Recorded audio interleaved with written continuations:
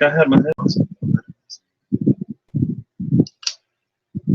Hey, everybody. Hi, hello. Sometimes I come in way too strong on some note that is super loud. It's so shrill. Excuse me, and I gotta keep that in mind. So tonight, we're just gonna be pulling some random cards. I think I want to go through this by 2s or 3s or 1s. And I have the Energy Oracle cards in the Witch's Tarot as well as the Spell Keepers. I do not own the Spell Keepers Tarot. The Weaver Tarot. Journeyman Edition. These are such good shuffles. And we're just going to pull a bunch of cards because I'm feeling like it. This is my last night of procrastination before I get really serious. Because if I wait until the end of this month, it's going to be October. And then I'm literally going to have like a month and a half. Well, 2.5 months to complete my degree. And so that is not the business. I've been doing some like professional life things, not as much as I could. But honestly, it's time to utilize. Ooh! 9 of Cups Will of the Year. That wasn't a great shuffle.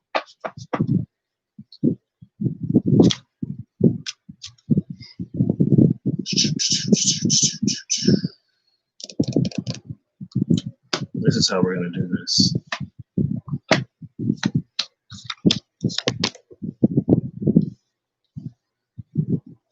Yeah, this is how we'll do this. So we'll work our way up.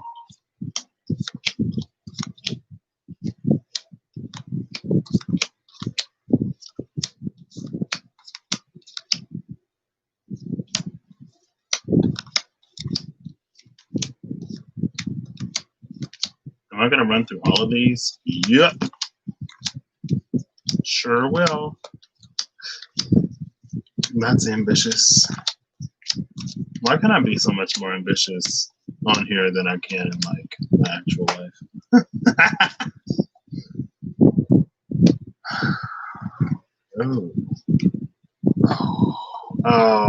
Oh, come on. 1, 2, 3, 4, 5, 6, 7, 8, 9, 10.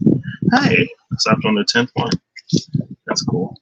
1, 2, 3, 4, 5, 6, 7, 8, 9, 10. Okay, yeah.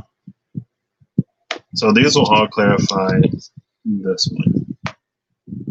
Kind of like this side, that side, but only one side.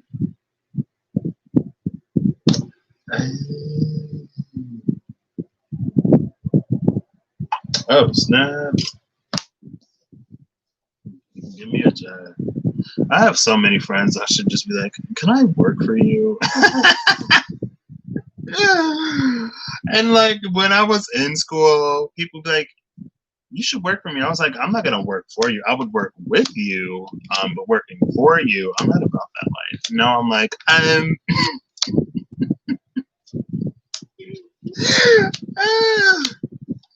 just playing. I really need to figure out what I'm going to do.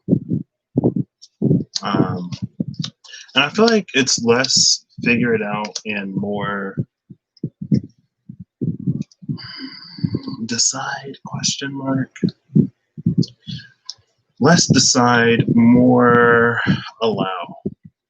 Allow and utilize. There's quite the number of resources that I have at my disposal. And I don't really use them as intended. And then we have 2 cards left. Oh, these will be the wild cards. Those will be my 2 clarifiers. We have 2 clarifiers, and that's it. That's all. That's all we have are those 2 clarifiers. And let's see what we get into.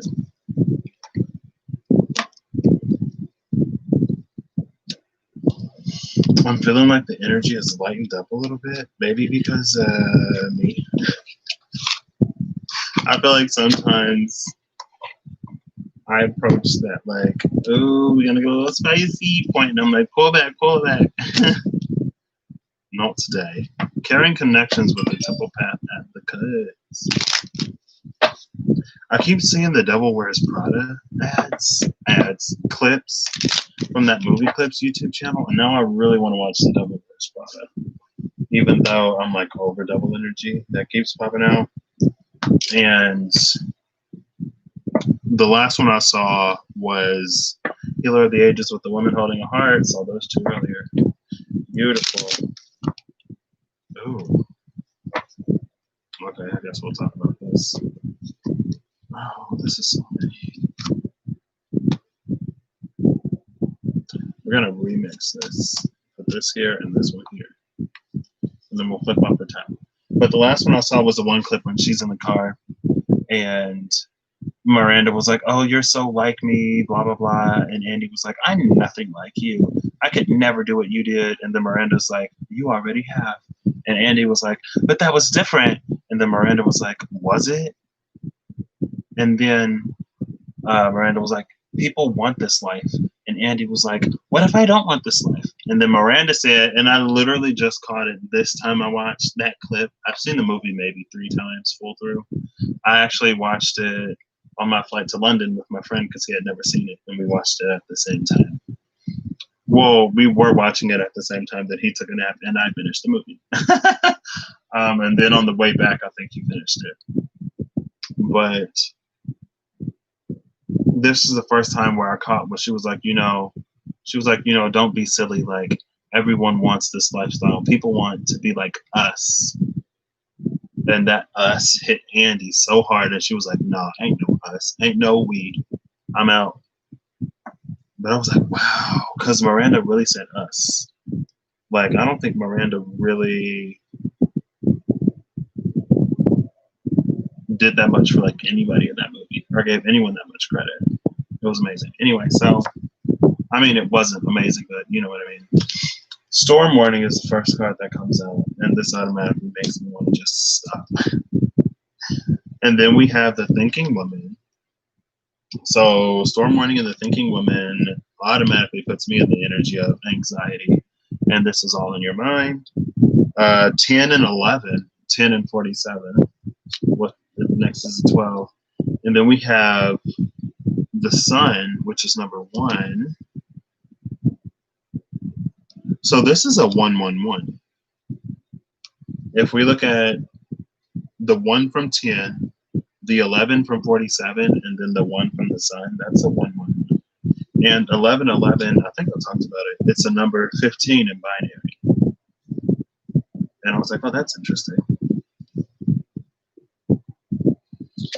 The last card is number 40, and there are 4 ones. 6th chakra, Archangel Metatron. Now, Metatron kept coming out today, too. Can you even see him? There you go. Metatron is the 3rd eye. This is about perception and self-vision. This is bringing something to light, the Thinking Woman. It's almost like it's an ability to peer through the storm with the Healer of the Ages. Love that. It's an ability to see the calmness through the eye of, it's an ability to see the calm in the storm and to navigate to the eye of it because you can find it. It's like how if you were raised in the church or any other spiritual system or a lot of other spiritual systems, how the divine God, Jesus, will make a way out of no way. All we have to do is look for it. Temple Path again with Angel of Balance. It's like he'll make a way out of no way. And so there's always a way. We just have to align to it. Right? And we have a little family motto. The world and the temple path. The whole world is on the temple path right now. All right. So we're going to pull one of those every round. as well? Question mark. Yes. So figuring out how I'm going to do this as I do this. Most of the time, stuff like this works out. So I'm not too concerned. Now this is in the off chance that anyone asks me for a card. I'm going to pre-shuffle these, and then I'll just pull the first one.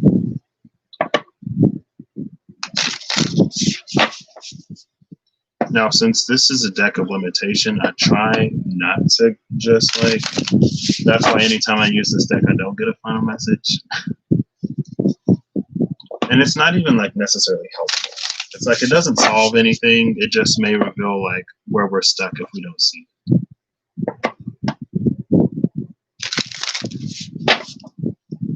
Because that's what this deck said it wanted to be used for.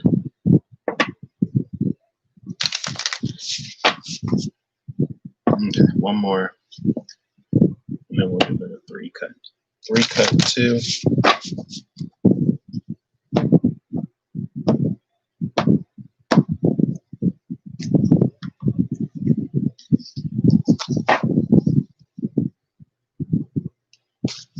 All right. So let's begin. I want to start with these to get a flavor. Ooh, the first one out is Cornucopia. Cornucopia is all about abundance, limitless, flowing, everlasting. It's number 11, and we just, hey, Clorinda. No problem. How's she doing? So we're starting with Cornucopia, which is that abundance, abundance. This is awakening to the abundance that lies all around us. We're going to see, we're going to go here and then we'll see, it just starts somewhere. Okay. Oh, the Queen of Wands. I'm loving this. So Queen of Wands is saying that we are attracting it. We're radiating. Bottom of the deck is the Eight of Swords, though. So we're not quite. Oh, goodness. I love this card, too. This energy. But it's like it's the energy of it being all around. But, okay. All right, I think I know where we might be going with this.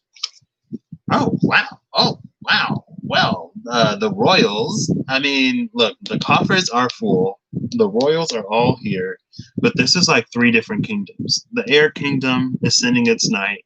The Queen of Wands is like, this is mine because I want it. And then the King of Cups is like, I understand that you both want this, but it's mine.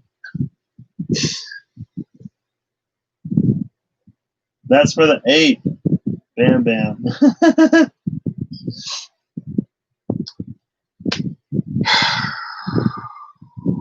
So it's like there are too many different energies going on and they're working against each other more so than with each other. And that's what this Eight of Swords is about. Also, the thing about Cornucopia and the Eight of Swords is like some people have to see it to believe it. Right? And this energy,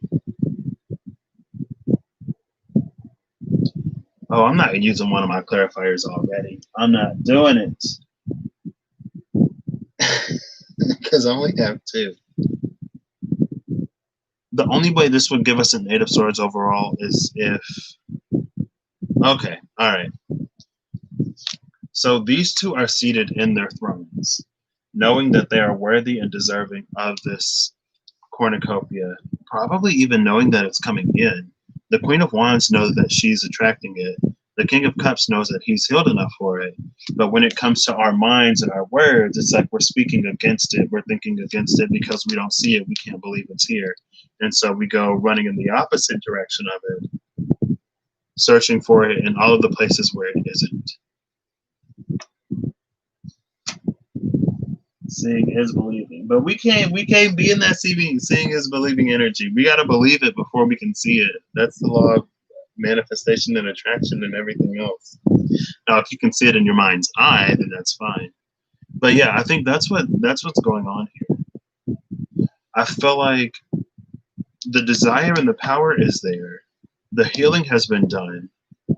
But if you can't see it, then it's like we run in the complete opposite direction, or we're speaking against what it is that we actually want to manifest.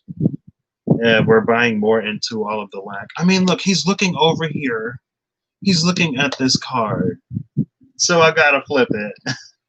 First round, and I'm using one of my 2 wild cards. It's the Hermit. That's what he's looking at. He's over here looking at the Hermit. And that's why there's a Knight of Swords to this cornucopia. Because this Knight of Swords only sees lack and only speaks to lack.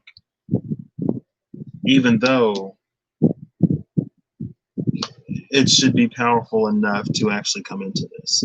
Or to do what's necessary. That's another energy here. Since we can't see it or we can't find our way to it, it's like we're actively working against it instead of claiming it. So, what is what card? I said some of us do it, Clarinda. I just said some people are like that. I didn't say that we should.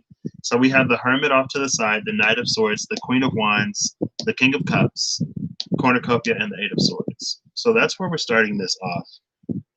It's like we're sort of limiting our own abundance. It's all there. We're just not going about it in the way that actually gets us there. Maybe because there's something that we're not doing or something that we're not listening to. Maybe it's because we have these patterns that we haven't broken, right? Everything is royal on the table except for air. Desires, passion aligned. Emotionally, spiritually aligned.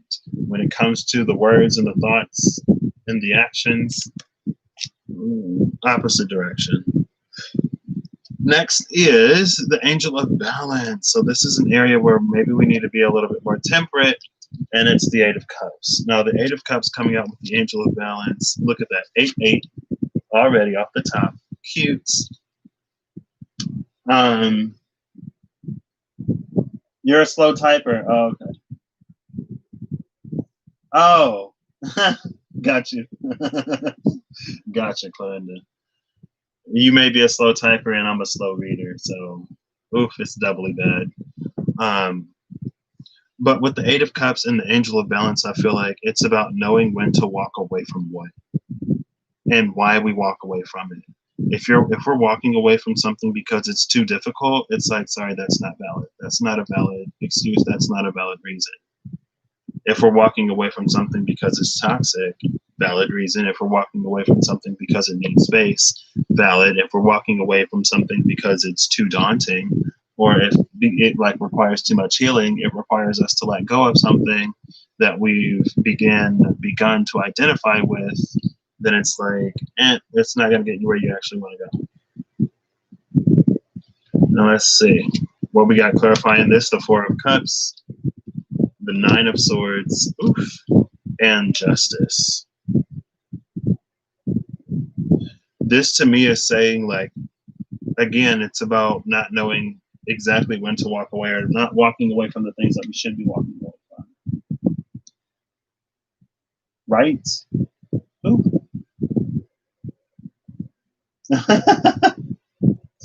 It might be the fan. This thing keeps moving over here. Let's see. We'll point it this way and we'll see if they keep moving. But yeah, they do keep shifting around. So with the Four of Cups, the Nine of Swords, and Justice, again, this is the energy of past missed opportunities limiting us now.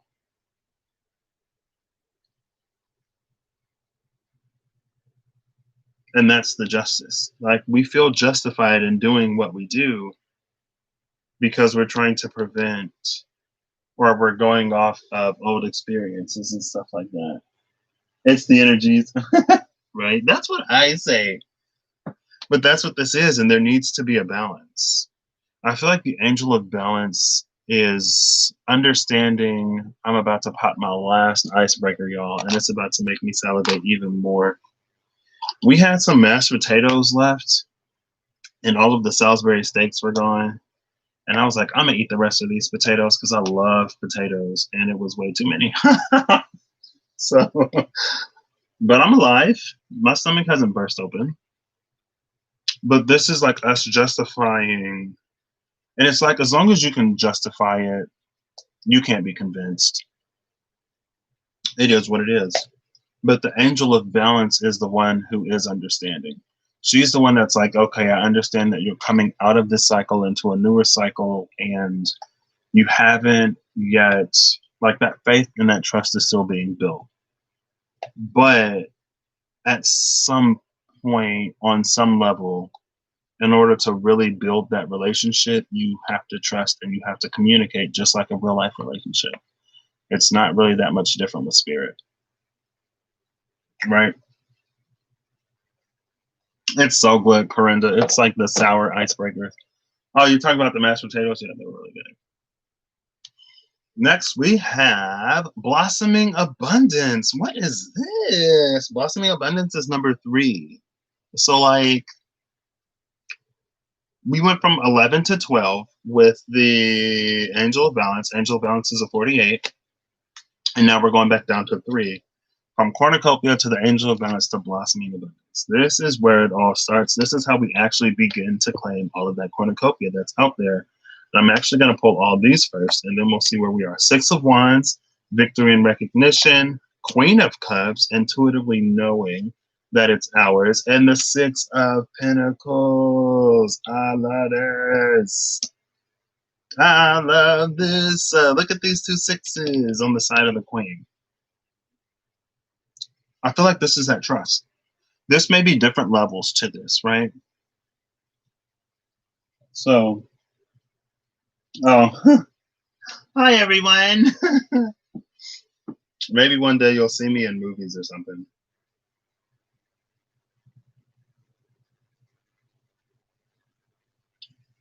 Girl, I'm like, what's happening? Hello? Excuse me, people? Okay. This is about knowing that we get what we give. This is open-hearted and receptive to others and spirit. This is victory and recognition. Both of these are like facing towards this Queen energy. But again, this Queen is looking away from the blossoming abundance. Why is she doing that? Shadow side. Okay. But the shadow side, there's that devil energy. Oh my gosh. And it ain't even Miranda Priestley. Hey Siri, is Miranda Priestley a Capricorn? I'm about to look it up because I'm curious. Hey Siri, is Miranda Priestley a Capricorn? Okay, I found this on the web for Is Miranda Priestley a Capricorn? Check it out. Okay. This ain't giving me what I wanted, but it's fine. With this shadow side energy, there's something here about not accepting everything coming.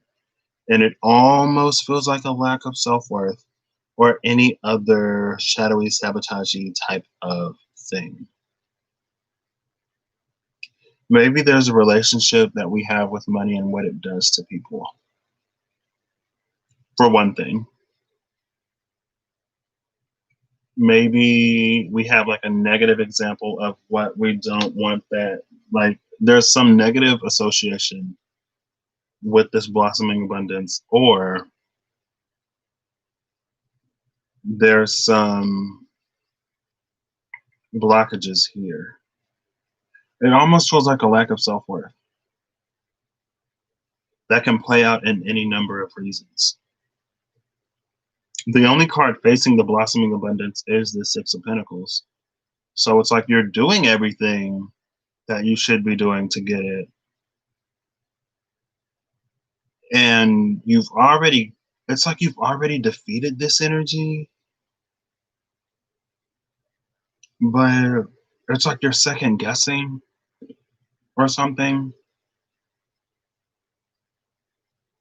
I don't want to use my second clarifier already. So I don't need to know exactly what it is. There's something within the self, even though you're doing everything that you should be doing, maybe with the Six of Wands, like if you're not the type of person who can accept recognition, then you may also find it hard to accept this blossoming abundance. There's something about this blossoming abundance that it's like it almost requires you to be in the knowing of who you are. Like how the Queen of Wands and the King of Swords came out for cornucopia. But it's like both of these cards have their back to this shadow side energy. It may also be the case that it's like maybe you haven't quite yet found what you're going to do with this abundance or what there is for you to do with this abundance. And it's like maybe something that you haven't discovered yet. Maybe you would squander it or waste it. Maybe you need to wisen up with your money or how you spend money before you get all this. And it's not necessarily to be in a lack mentality or poverty consciousness, but it's to be responsible and at least somewhat sensible, right? Especially if this blossoming abundance is tied to one of your purposes, right? Let's say that you're supposed to start a foundation or something like that, and that's what some of this abundance is going to be for. Then it's like if you haven't yet discovered what that cause is, then that may be something that could delay this. But ultimately, it just feels like a self thing. Like there's some kind of self block stopping you from claiming this. This is so interesting. Also, this could just be straight up Capricornian energy, right? And if this is just straight up Capricorn energy and blossoming abundance is like the start, it is the ripening. So if it's the ripening in Earth, it's cardinal, which is that Capricorn energy. But if that is Capricorn energy, again, it refers to this need to know what you're building or establishing with that abundance.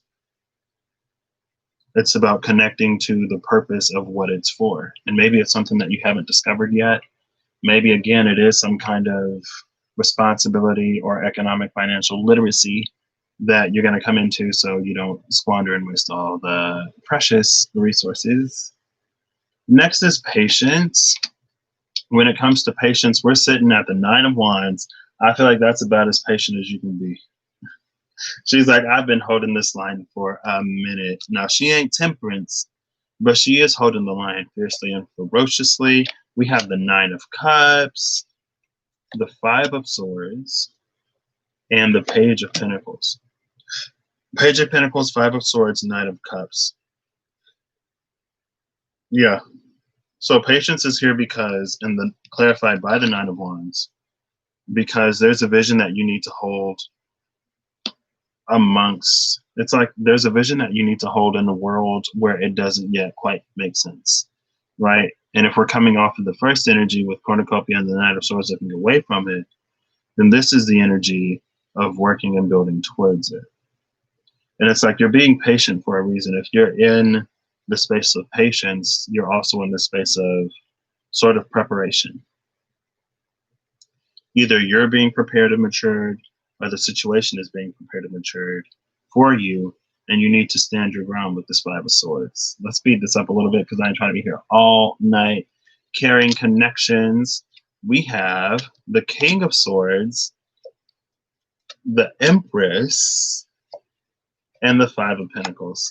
Somebody needs to be honest about some stuff in a caring connection. And I feel like without that honesty, it's going to, I feel like one of the things that makes the Empress energy so great is that there is a sort of vulnerability there as well as compassion. Right? And the King of Swords is the one, and then the reconciliation with the Three of Cups and this Caring Connections card. This is Caring Connections, right? Yeah, Caring Connections is number 14. So yeah, there's something that needs to be spoken. There's some vulnerability that needs to be had to really give birth to something, to bring yourself from out in the cold, because it's almost like it's giving me the energy of a woman who is way past her due date, but she refuses to birth her baby in an environment where it will be at more risk than it would be inside of her. And so there's like this forced, crampy type of energy, especially coming off of that Nine of Wands with patience. But it's like the external is reflecting a bit of the internal. Something is developmentally a little slower about this baby, or it's like, for whatever reason, her body is trying to expel the baby before the due date. Either case, it's like the baby would actually be better off inside the mother for a little bit longer, right? Like if it were a bun in the oven, even though it's been the time, maybe you forgot to turn the oven on. And so now you got to actually turn on the oven and cook the whole thing because all you did was start the timer, but you forgot. Like, have you ever like set something in a microwave and not cooked it? Or you start the microwave or the oven or whatever, and you didn't even put the thing in there, and then it goes off, and you open the microwave and you're like, "Where's my thing?" And then you see it like on the counter or something. You're like, "Oh my gosh." Something about it isn't quite yet cooked. And I think it's something to do with this energy because there's something that needs to be cleared. It's like the air needs to be cleared before this baby is born because babies are so susceptible to like everything, right? But that's what this is. And until this can be spoken, then it's like it's gonna kind of sort of keep this energy going. But I mean, over here, it looks like it would be better than what we think it might be. Next is the man holding a coin. No, that's not financial constraints, but if we get a financial constraintsy type energy, Ace of Wands. No, I feel like there's like with all of that blossoming abundance in the cornucopia and with the Ace of Wands here, it's like, well, there's the drive to do whatever it is. The Ace of Wands for this is divine inspiration energy, but with the Four of Pentacles, maybe you don't think you're ready for it. Knight of Wands, even though you want to move forward with it. Okay. Coming out, oh, this is why it came all the way on top of the Hermit, Three of Swords. I was like, okay, that was weird. You didn't have to fight all the way to the Hermit, but it was the Three of Swords. So,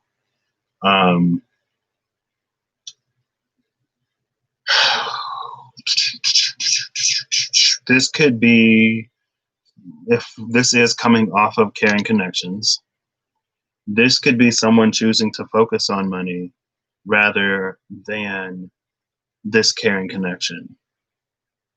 And I feel like there is a desire to go after that caring connection, but it's easier to go after the money because it keeps this Three of Swords. It's like it keeps all of the swords in place in the heart, right? And if you ever get stabbed or punctured by something, you'd probably be better off not removing it yourself and waiting until you get to the hospital. Because if you remove it, then you got to worry about the loss of blood and everything else. If you keep it in there and wait till you get to the hospital, then they can take it out and immediately take care of it. Now, I have heard stories about like people will be like, they call 911 and they say, oh my gosh, someone's been stabbed. And then they'll be like, is the weapon still in the body? And then they'll be like, no. And then they're like, oh, well, if it were still in the body, then we wouldn't have to worry about the person bleeding out, blah, blah, blah. And then they re-stab the person or something like that to put it back in the body. But it's like, stabbing somebody a second time. It's like if it's already out, just keep it out. You don't got to put it back in because now you're making it worse. But there's an energy of avoidance here, and it's deflecting to the money, but it's not a complete. It's like there is something still here, though. And this is why things get so tricky, especially with temple paths and things like that. Because it's like there could be actually something to build off of now that we've done this abundance route. But it's all about balance, and it's about not necessarily running to one thing because another is too scary or to compensate for it or whatever, right? Next is all tied up. Now, when it comes to all tied up, we're starting with temperance. Temperance is a space of healing and waiting. If we haven't healed enough, then we're probably going to feel tied up. Now, we've already seen the Eight of Swords, so temperance can't come out, or the Eight of Swords can't come out after temperance and be like, oh, you're actually healed. Anything else residual is in your mind.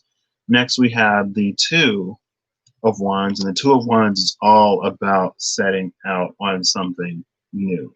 Now, looking at temperance, this is kind of sort of giving me that Eight of Wands or that Eight of Swords type feeling, where it's like, you're ready to set out, but you don't think you are. It's that trepidation, especially coming on top of the Knight of Wands, and then we go into the Eight of Pentacles. Something isn't quite yet ready, something isn't quite yet perfect, and it's like nothing is ever perfect. Ever. Who did? The Terminator. What's up, the Terminator? Energies, they flying. I didn't even see you say that. You leave things in there all the time, Linda. I didn't see any of that. Hey, Terminator, how are you doing this evening? We just pulled some cards, having fun, question mark. We're just pulling some cards. I ain't gonna necessarily call this fun, but it is interesting. Yeah, Clorinda, I forget stuff like all the time. Like I made a cup of tea in the Keurig, and it literally sat overnight because I forgot about it. And I didn't even remember until the next day I wanted to make some tea. And then I came back here to look for my cup and it wasn't where it should be. And then I found it out in the Keurig. And I was like, oh man. Your brother's name is also Patrick. Oh wow. I feel like most of the Patricks, hold up, wait. Because I know there was this one dude, Patrick F. He was pretty cool. How many Patricks have I met? I actually don't think I've met that many, even though it's a fairly common-ish name. Is your brother cool? Is Patrick a cool name? You leave your coffee in there all the time, yeah. I'm so like absent-minded sometimes though. Wait, I haven't pulled this yet. Okay, so yeah, with the Eight of Pentacles, there's something about not having it quite perfect yet. And overall, Four of Wands. Oh my gosh. Oh my gosh. Basically the same person. See, that's why, because like I was thinking about the other Patrick that I know, and I'm like, we're kind of similar, right? Not in complexion, in every way except complexion. Not extremely similar, but like fairly even tempered or fairly calm, smooth temperament, you know. Christian Woodson. There was actually a Patrick at my school with the same first and last name. And I went to go get a pizza one day. And I showed up and I'm like, hey, I'm here to pick up a pizza. And he was like, what's your name? And I said my name. And then he's like, oh, I thought it was the guy I went to school with. I was like, yeah, no. And like basically my school email, our school emails were the same except for they took one letter off of my last name. And so like sometimes my professors would send him my emails all the time, but he wasn't even currently registered. So those emails would just go into the middle of space. But hello, Christian. Christian the Terminator Woodson. Yeah, so this Four of Wands is like wanting to have everything. This is why everything needs to be perfect. This all tied up. It's like it's tied up in a fantasy or a illusion of how perfect things should be. And it's not that it does feel a little bit like pedestal-y type, right? Like someone put on a pedestal or something like that.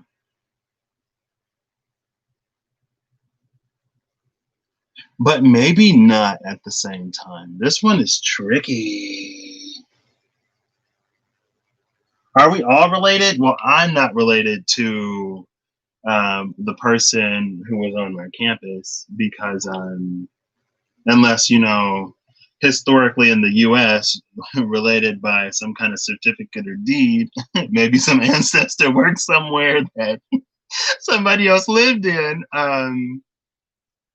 But, you know, I don't know.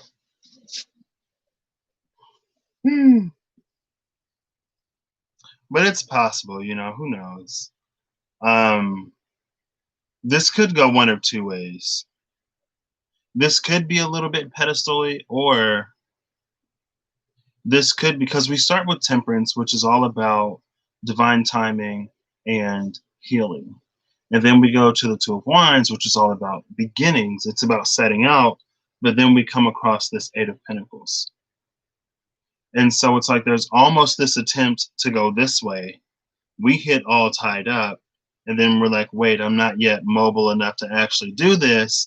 I need to work on myself a little bit more. And then we go back to temperance to do a little bit more healing in preparation for this. Okay, maybe it's that. We're going to pull my second clarifier just to see. Me and Christian, I don't think so.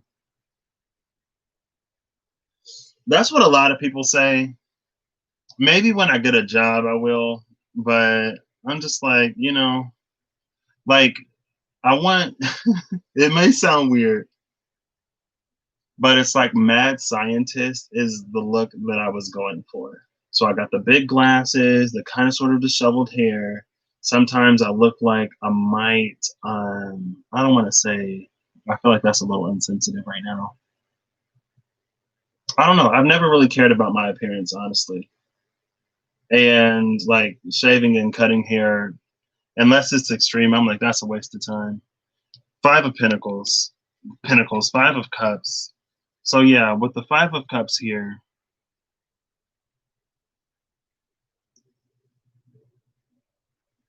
I feel like it's a little bit of both.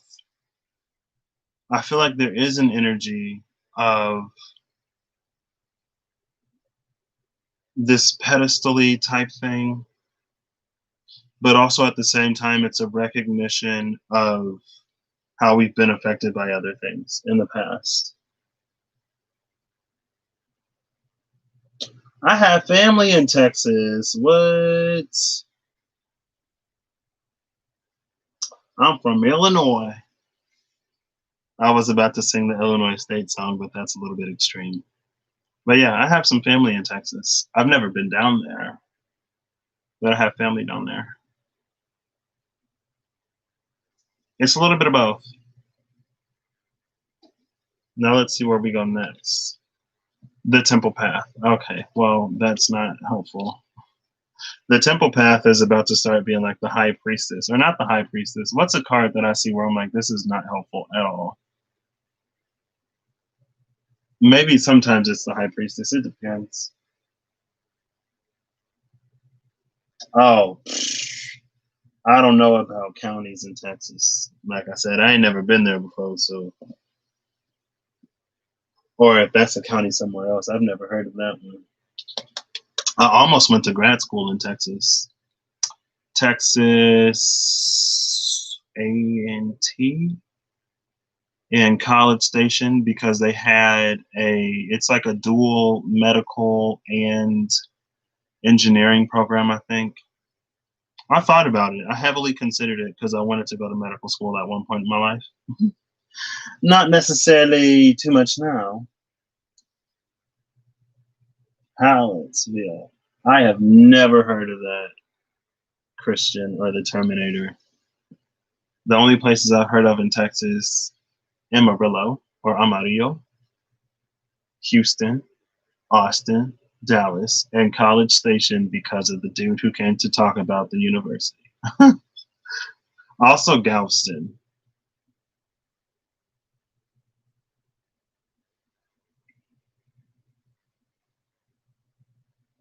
You'll make a great doctor. Oh goodness, I couldn't be a doctor. I was just doing it to I don't know why I was doing it. I wanted to go into medicine, and for some reason I was going to go through medical school. It wasn't completely thought out, Clorinda. I was just like, I want to go to medical school because I want to learn more about the body so that if I do make medicine, then I'll know what everything is and does, right?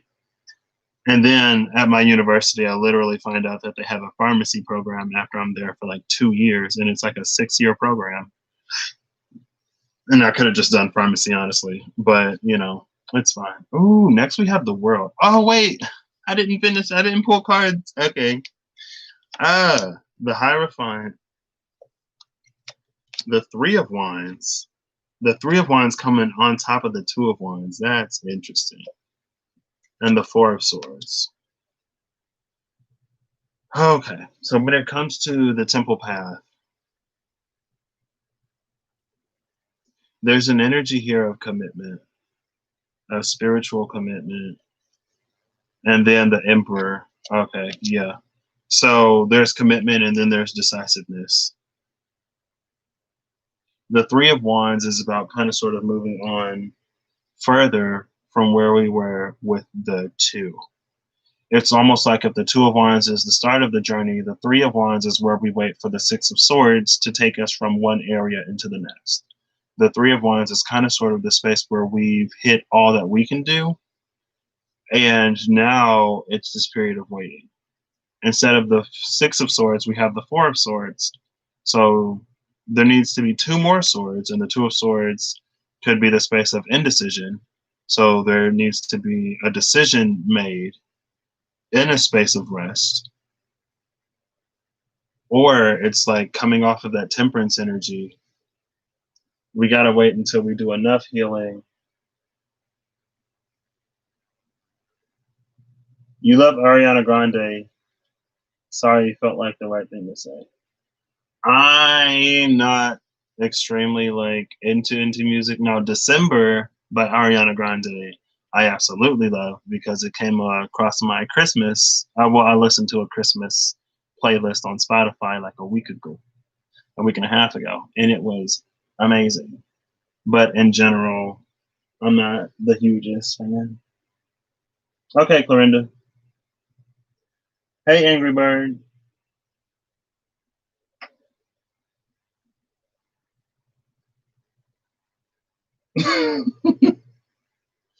All right, Angry Bird. You know what? You can keep it because I'm not entertaining it. So yeah, in this space, it's like with the Four of Swords coming out after Temperance, there's this space of waiting where we are being sort of healed when everything is kind of sort of swirling around and taking care of itself. And then with the Three of Swords, because it's like this type of thing.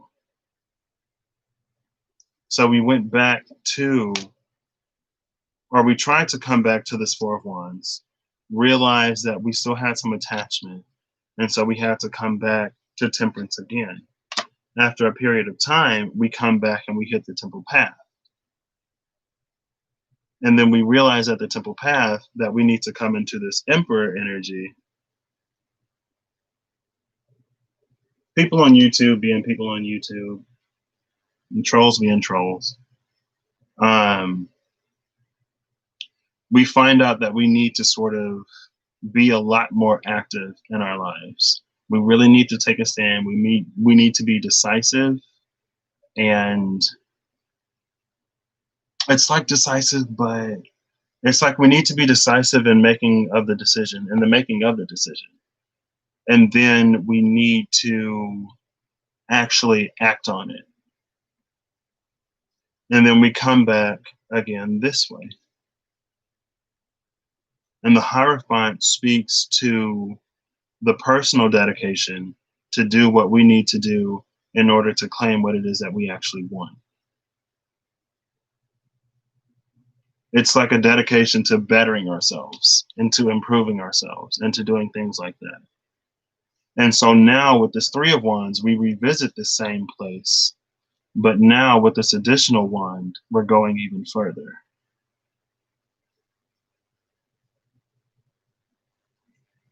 But we are hit with this period of rest before we can claim, or before we find a fourth wand, and then we come back ready for this, right? Now we've already seen the Ace of Wands, the King of Wands, the Queen of Wands, and the Knight of Wands. The only single wands left to get us from 3 to this 4 is the Page. And the Page of Wands is the dedication to go about things in a completely different way, to the point where it's like we're not following the same old, because somewhere in here, same old was keeping us stuck. Or same old, it was when Blossoming Abundance was out with that shadow side energy. Because it's like same old, it creates these invisible barriers that we can't cross.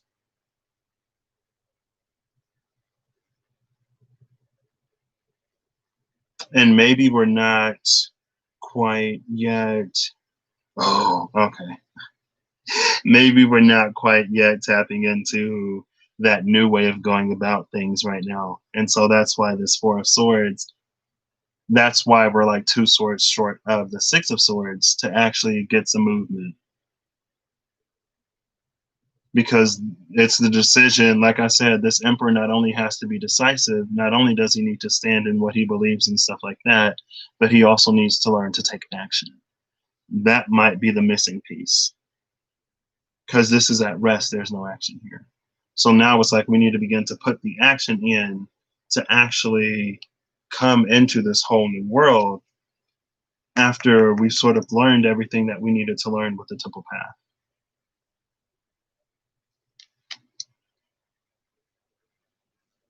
It's like the journey of 1,000 steps. Thank you, Florinda. It's like the journey of 1,000 steps. Or what's the saying? The journey of 1,000 miles starts with a single step, or something like that. The journey of 1,000 miles starts with a single step, but I'm trying to link these two sayings together and it's not happening. The longest of journeys starts with a single step, and it's like seek and ye shall find, ask and it shall be given unto you.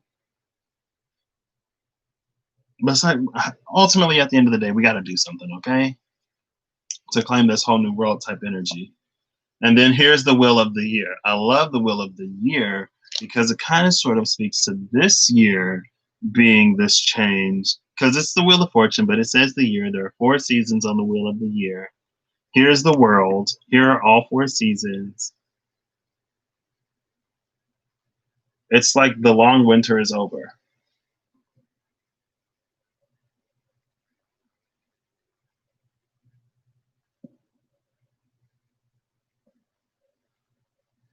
I don't know, Clarinda.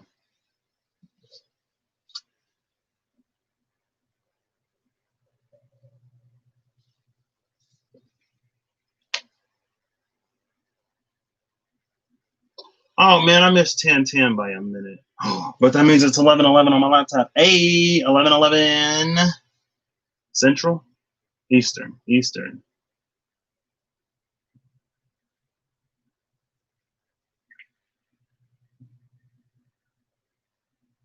One second.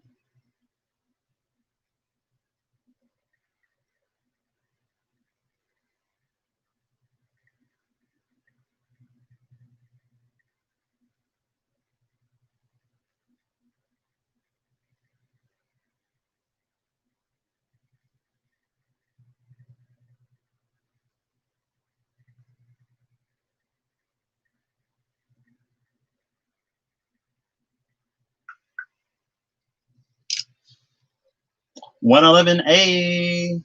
Is it really? So you're. Oh no, that's more than 12. I had a little bit of a slowest moment. So with the will of the year in the world, it speaks to cycles.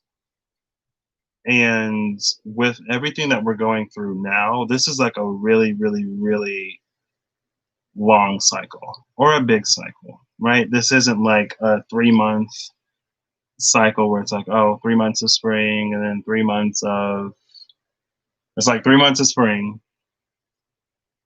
4 months of summer, 2 months of fall, a week of like a weird, like fall-y winter, a few months of winter, a random day or two of summer in the middle of winter.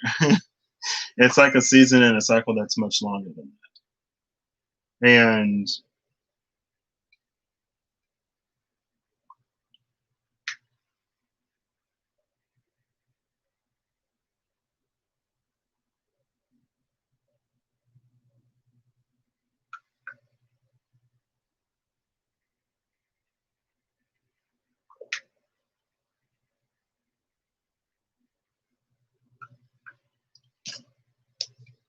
And it's almost like we can't even begin to truly fathom or understand how we're moving into the next cycle, because we haven't really seen it or done it to this magnitude, to this scale in this lifetime before.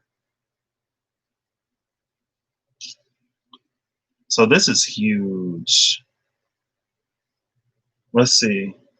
Two of Swords. Well, here's the Two of Swords we needed to get some movement with the 2 the 6. There's the Moon card.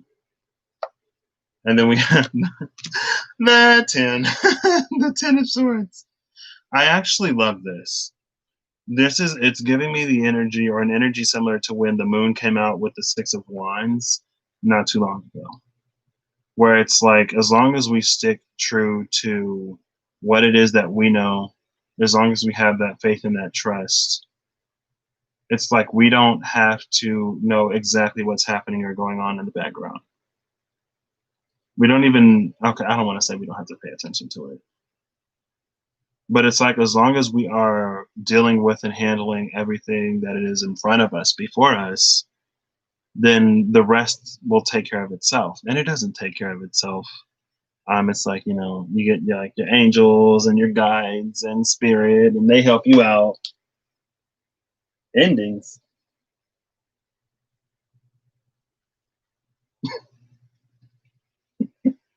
Somebody must be bored tonight.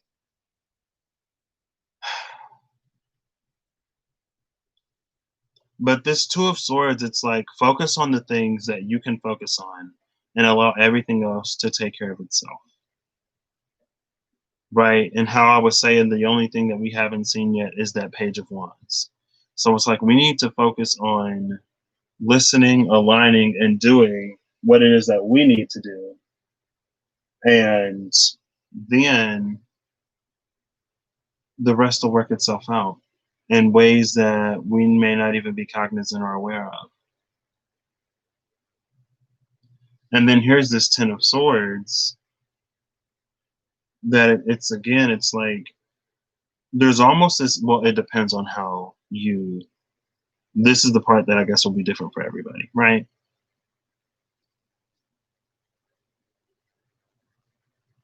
If your burdens are light and if you don't have a lot of excess baggage, then it may seem like you're going through a lot, but on the back, there's actually a whole bunch more that you don't even have to worry about.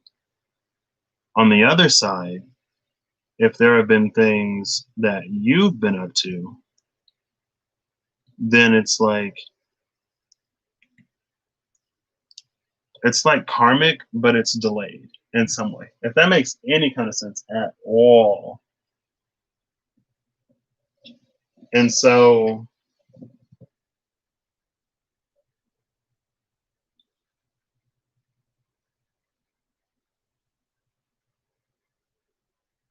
that's what this is. There's a trust and a faith and a knowing here that everything that you go through for a reason. Everything that you go through for a reason. And if something is especially difficult and you face up to it and you own up to it and you learn from it, grow from it, heal through it, then it's like, not only does it make you stronger, but it lightens your load as well. And there's something here about, like, there's this energy of like, oh Lord, I don't know why I'm going through this. I don't know why it's so difficult right now, but I trust that it's happening for a reason. And I will continue to show up and I will hold my faith as best as I can, continuing to walk in spirit. Excuse me.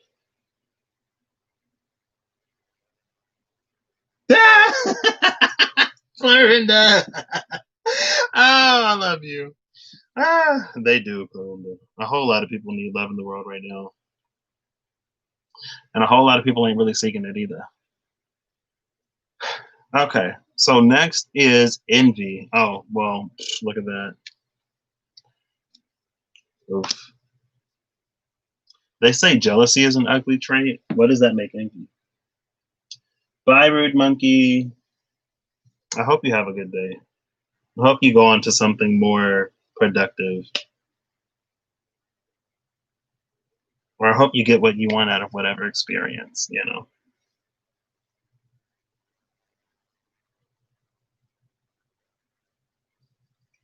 So envy is an interesting space. Oh, snap, hold up.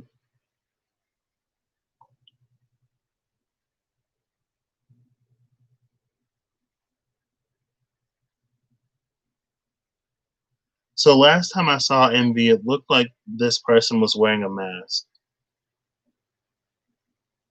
Coming off of this like semi-karmic energy towards the end, it's like if you look at that, that person is so pale because they're not used to sunlight. And it's like because of whatever reason, they're relegated to the dark. And instead of elevating themselves out of the dark, they choose to cast or to throw their rocks, to cast their stones from the shadows. And this energy is like low key a little insidious because it's like it's almost like Pennywise in the sewer with that boat for Georgie. And it's like, you know what? You can have the dark, you can have the shadows.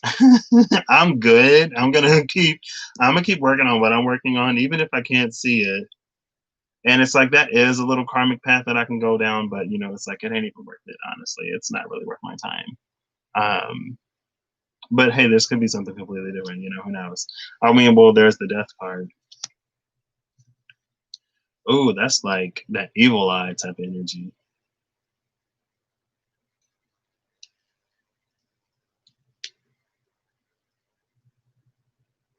But ultimately, at the end of the day, it's like if we look at what we're actually affected in real life by, I feel like sometimes I don't feel like I know. Like I remember being in elementary school and when like yo mama jokes were hot on the playground. And I was like, I don't understand like why people do this because like either it's true and it's true, right? 2 + 2 is 4 all day long. I don't have to be upset about it. Or it's false and it doesn't matter anyway. It's like either way it doesn't matter.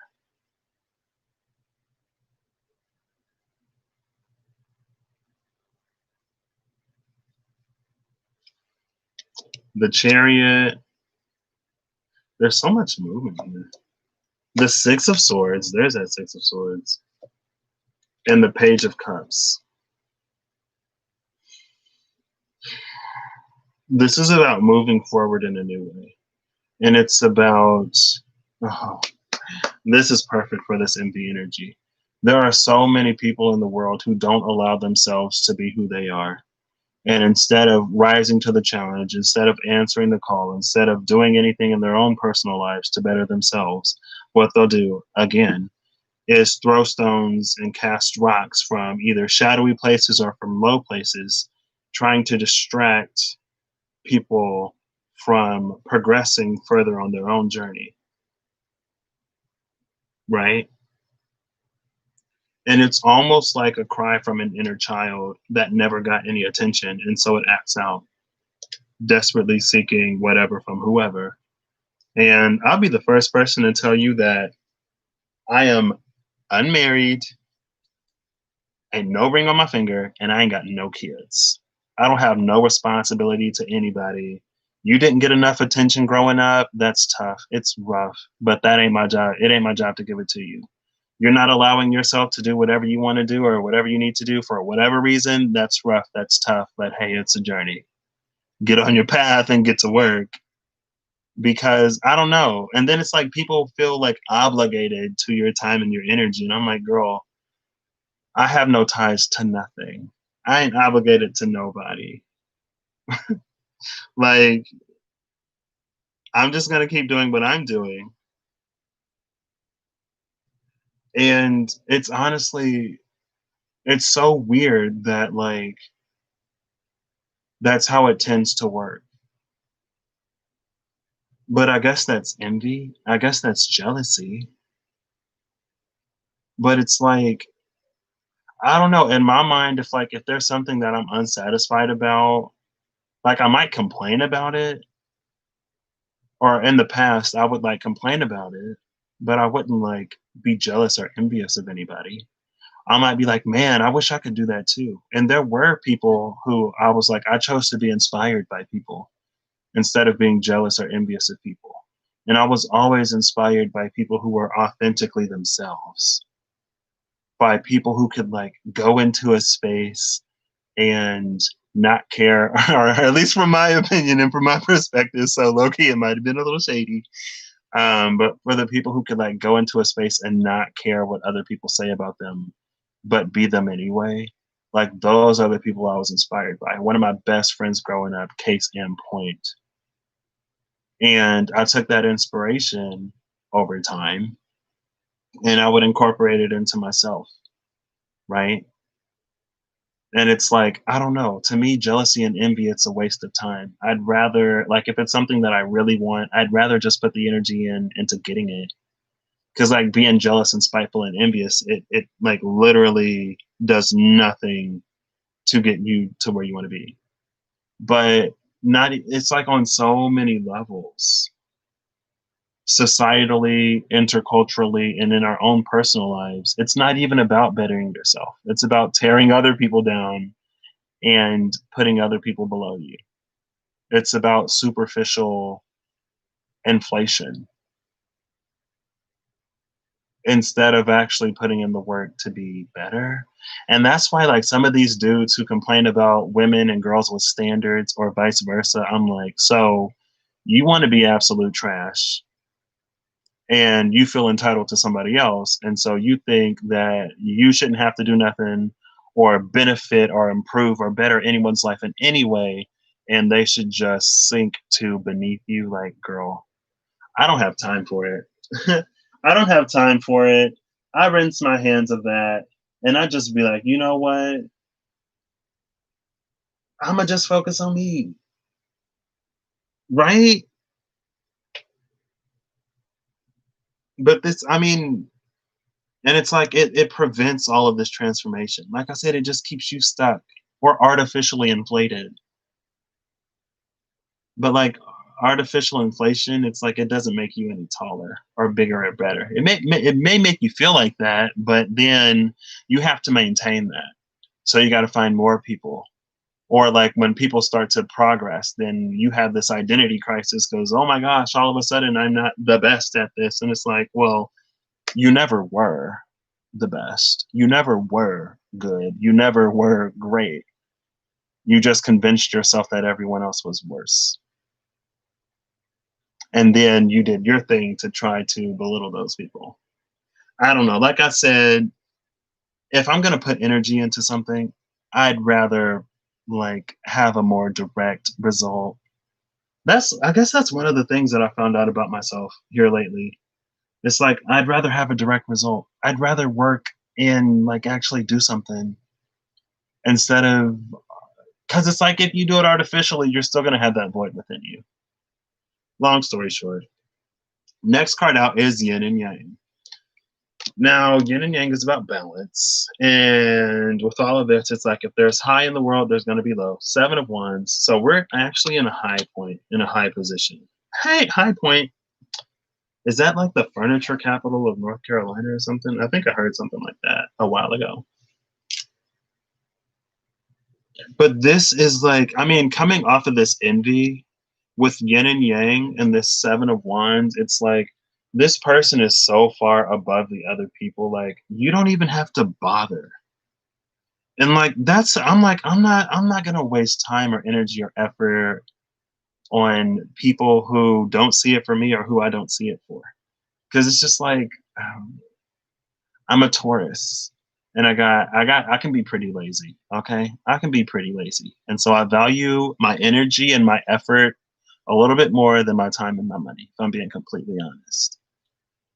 And it's like energy and effort to me and time, because time you don't get back. Money you can earn.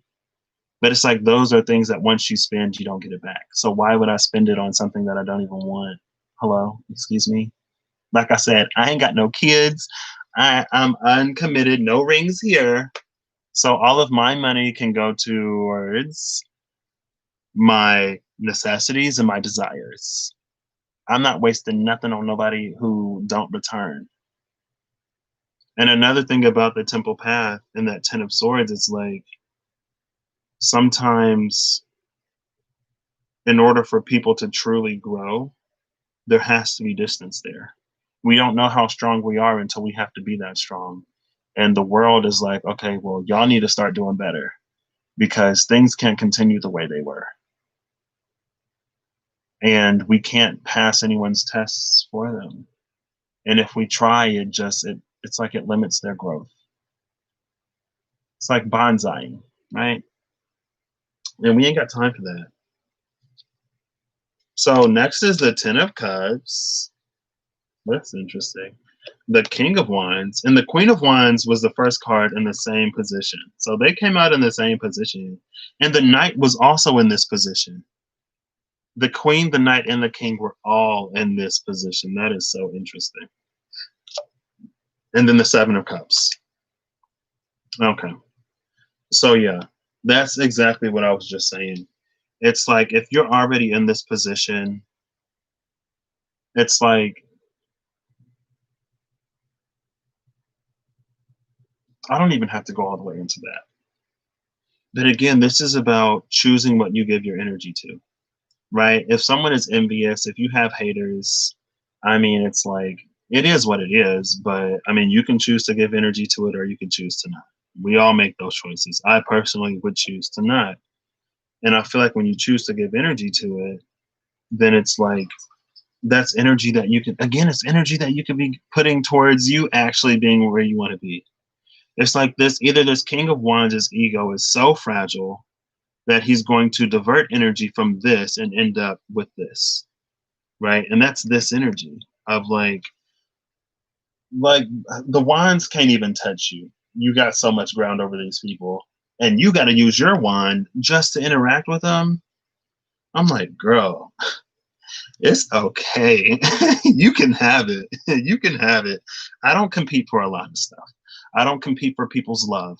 I don't compete for people's attention. I don't compete for no one's affection. And whenever I'm encountered with somebody who's like, oh, this person does this for me, that person does that for me, what are you doing? I'm like, well, if this person is doing so much, they can have you and you can have them. Like I had a friend one time and he was like, oh, I think I might be getting a new best friend because we're hanging out and we're doing this and we're doing that. And I was like, okay. Like, okay, have fun with your new best friend. And then there was this other girl, like we were friends and she made a Facebook status. This was a long time ago. And I was like, oh my gosh, I love you, like blah, blah, blah. And like I had so much fun the last time we hung out. And then this other dude was like, she's my best friend and she loves me more than she loves you. And I'm like, it's not a competition. But for some people it is. And when people try to make it into a competition, that's why whenever someone's like, hey, Patrick, how much do you love me? I said, be careful asking that question because you might discover something that you don't like. Because you preface something with how much do you love me? And then when I say no, your feelings are hurt, but you hurt your own feelings. That's one of the things that people like don't ask me. Never, if you're going to ask me for something, I would suggest you don't preface it with how much do you love me?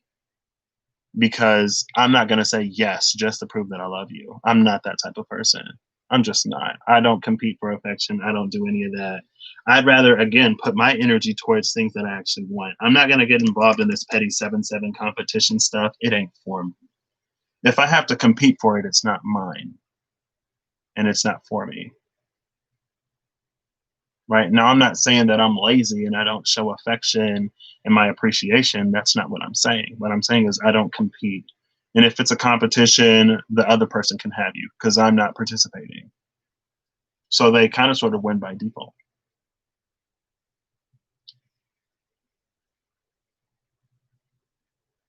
Also, with this yin yang, it's like you get more of the energy that you entertain and you get more of what you put out. You get more in of what you put out, almost like that Six of Pentacles that came out. And again, it's like if you fall prey to every petty distraction, I mean, it's pretty easy to see like where that goes and how that plays out. You know what I mean? Next is deceit.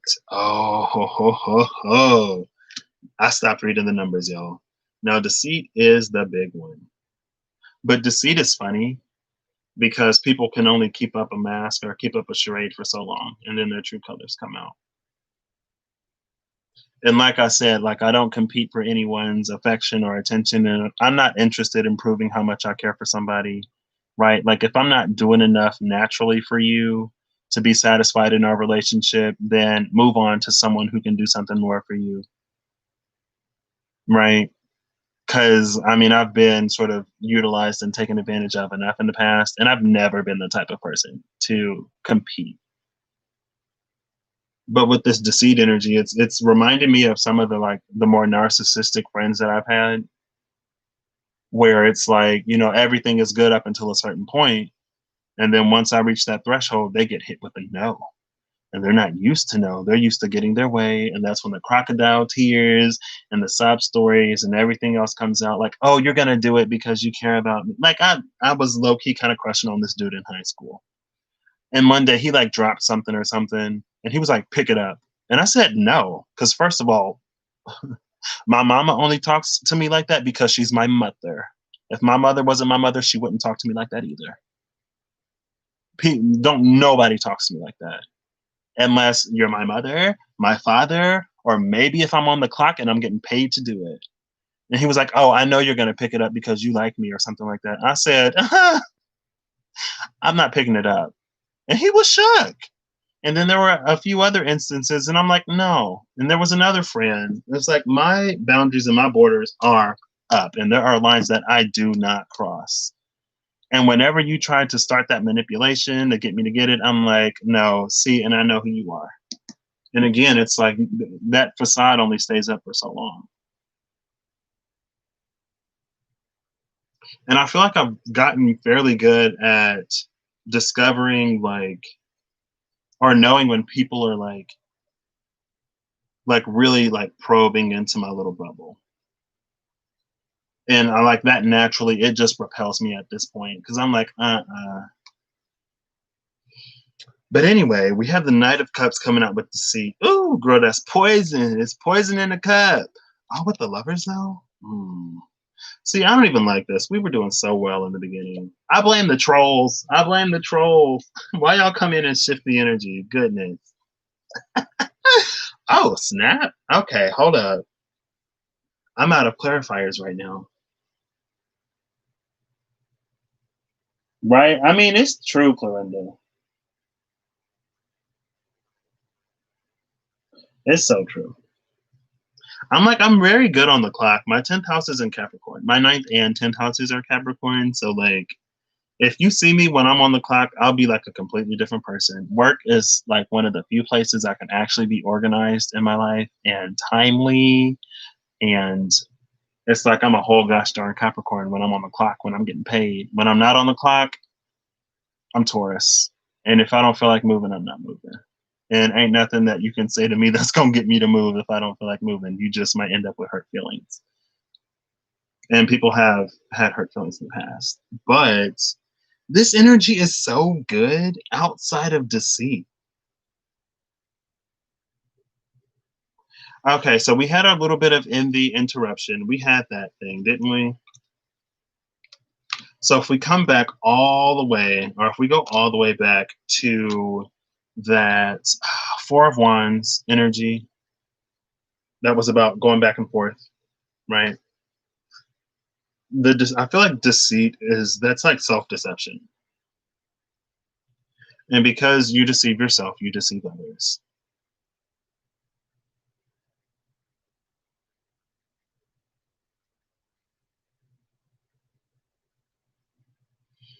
I wish I had another clarifier. Head down, burn up. Ah, or is that bum? Bum up, head down, bum up.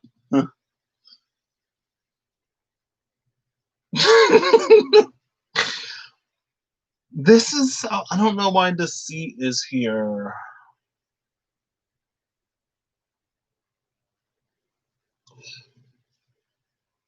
Okay, I feel like this is kind of sort of a little bit of a narcissistic energy.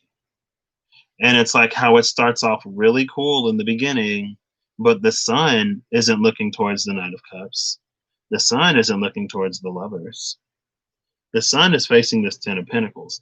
Now, the Ten of Pentacles is an amazing energy, but ain't necessarily no love in the Ten of Pentacles.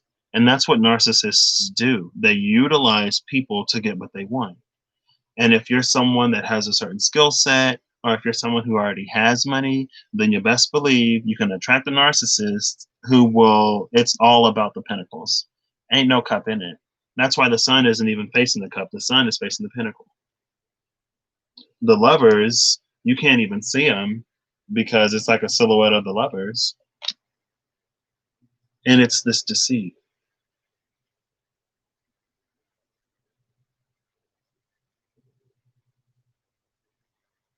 Use another deck. I can't. I could, Clarinda, but I'm not because I gave myself the 2 clarifiers. Unless we start over. Nah, I could, but I'm not gonna do it because then this will be like way. Oh, Clarinda. I don't. I think I'm just gonna go with it. It does. I mean, coming off of envy and everything else, it feels narcissistic, right? Because the sun is facing the pinnacle and not the cup. And then the lovers, it's a silhouette. This is empty. This is narcissistic, and that's the deceit. Clarified by the journey.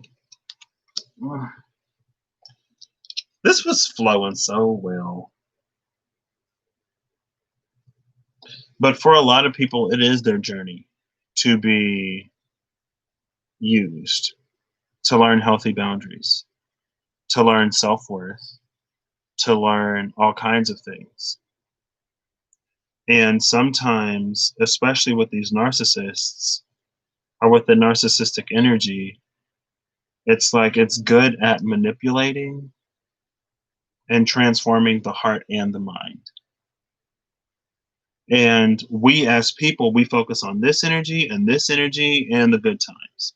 We focus on what we have, even if it's not great. And that's that energy of like comfortability versus familiarity. Even if it isn't great, it's familiar. And sometimes we fear the unknown more than we dislike the situation that we're in. So we choose to stay in the situation knowing that it's not great, hoping that they're going to be something that they're never going to be. Because at this point, the mask is off of envy and we can see that it was deceit the whole time, right? That's why people like, that's why they throw rocks from the shadows to get you over to the shadows. It's like, why don't you step in the light? Why don't you come where I am? Just like on the other channel yesterday in the clip before what I screen recorded, it's like there was the Page of Pentacles at the tree and the Seven of Swords and then the Queen of Pentacles. The Queen of Pentacles knows that that Seven of Swords energy can't approach that tree itself. And that's why Seven of Swords talks to the Page, because the Page doesn't know any better. And so the Page picks the fruit for the Seven of Pentacles. Now, when the Queen is out there, and the Queen is like, you know, she looks young, right? She's well maintained and well preserved. She ages like a fine wine. And so then the Seven of Swords comes to the Queen, and the Seven of Swords is like, hey, can I get a piece of fruit from your tree? And the Queen is like, sure. This is not my tree. This is a tree. And then the Seven of Swords is like, oh, lovely. Well, can you pick a piece for me? And the Queen is like, oh, I would, but my hands are full, you see. But this is not my tree. You can pick your own fruit. And then the Seven of Swords is like, oh, well, then let me just have one of the fruits that you've already picked. And the Queen of Swords is like, I could do that, or you could pick your own fruit. The queen knows that that Seven of Swords energy can't touch the tree, right? It's like, why don't you come into the light? You're not drawing me into the shadow. And then the Queen of Pentacles has a talk with the Page of Pentacles to let the Page of Pentacles know what's up. Seven of Swords energy comes back for the Page. And the Seven of Swords energy is like, well, I'll just get it from the Page anyway. Think you're so smart? I'll get it from your kid. I'll get it from your daughter. And then there's a whole talk that happens. And then the next time the Seven of Swords comes for that Page of Pentacles, the Page of Pentacles is a little bit wiser. And the Page of Pentacles is like, hi, mister. And the Seven of Swords is like, hello. And the Seven of Swords is like, oh, I'm so hungry. I've come for another fruit from the tree. And then the Page of Swords is like, you want like some of the fruit from the tree? And the Seven of Swords is like, I would love some fruit from the tree. And the Page of Pentacles is like, okay, pick it. And the Seven of Swords is already shook because the Page of Pentacles has never asked the Seven of Swords to pick its own fruit before. But that's when the like that face crack moment, that's when that Seven of Swords has a face crack moment, but it tries to recover it. And it's like, oh, I'm so tired and I hurt my back, so I can't reach up. Can I please just have one of your fruits? And the Page of Pentacles is like, you hurt your back, but I just saw you, skipping and running and jumping all the way over here. You reached up to pick from the other trees. Basically, the Page of Pentacles is on to the Seven of Swords now, and now the Seven of Swords energy is just burn up. Or it's going to come to someone else's tree. You ain't coming to mine. If you can't pick this fruit, it's not for you. Case closed. Point blank, periods. Bloody trolls. I mean, we all have a function and a purpose out here, right? I'm sure they have one too. Somewhere. But now we have this journey card. So this journey card with the Six of Cups, if we are, since we're talking about trolls and we're talking about envy and we're talking about deceit and we're talking about narcissistic energies, a lot of times, even those people, they become like that. Some of them, they become that way for whatever reason in the past. And I guess this is about their journey to healing. We have the Nine of Pentacles, the Page of Swords. Oh, we got an air card where all the fire was. And the King of Pentacles. Oh, the King of Pentacles is like, I heard you were talking to my daughter. Don't ever come here again. Are we going to have a problem? And the Seven of Swords is like, no, sir. And the Seven of Swords is like, wait, hold up. Oh my gosh, you're the same guy who used to ask me for fruits from this tree. It's like, you're still doing this? You ain't learned how to pick fruit from a tree yet. You ain't grown with all of the fruit that you've stolen by proxy. With all of the fruit that you've taken from this tree, you would think that you'd take some seeds and plant your own or something. But I mean, the King of Pentacles knows that, that Seven of Swords energy doesn't exactly have a green thumb. So even if they tried to use the seeds from your fruit, it still wouldn't grow for them. They probably tried it. But the king is like, wow, like, I can't believe you're still out here doing this. Man, wow, it's been like so long. How have you been? I mean, obviously not great that you're still doing this, but, what's up? What's new? And the Seven of Swords energy is like, don't patronize me. Anyway.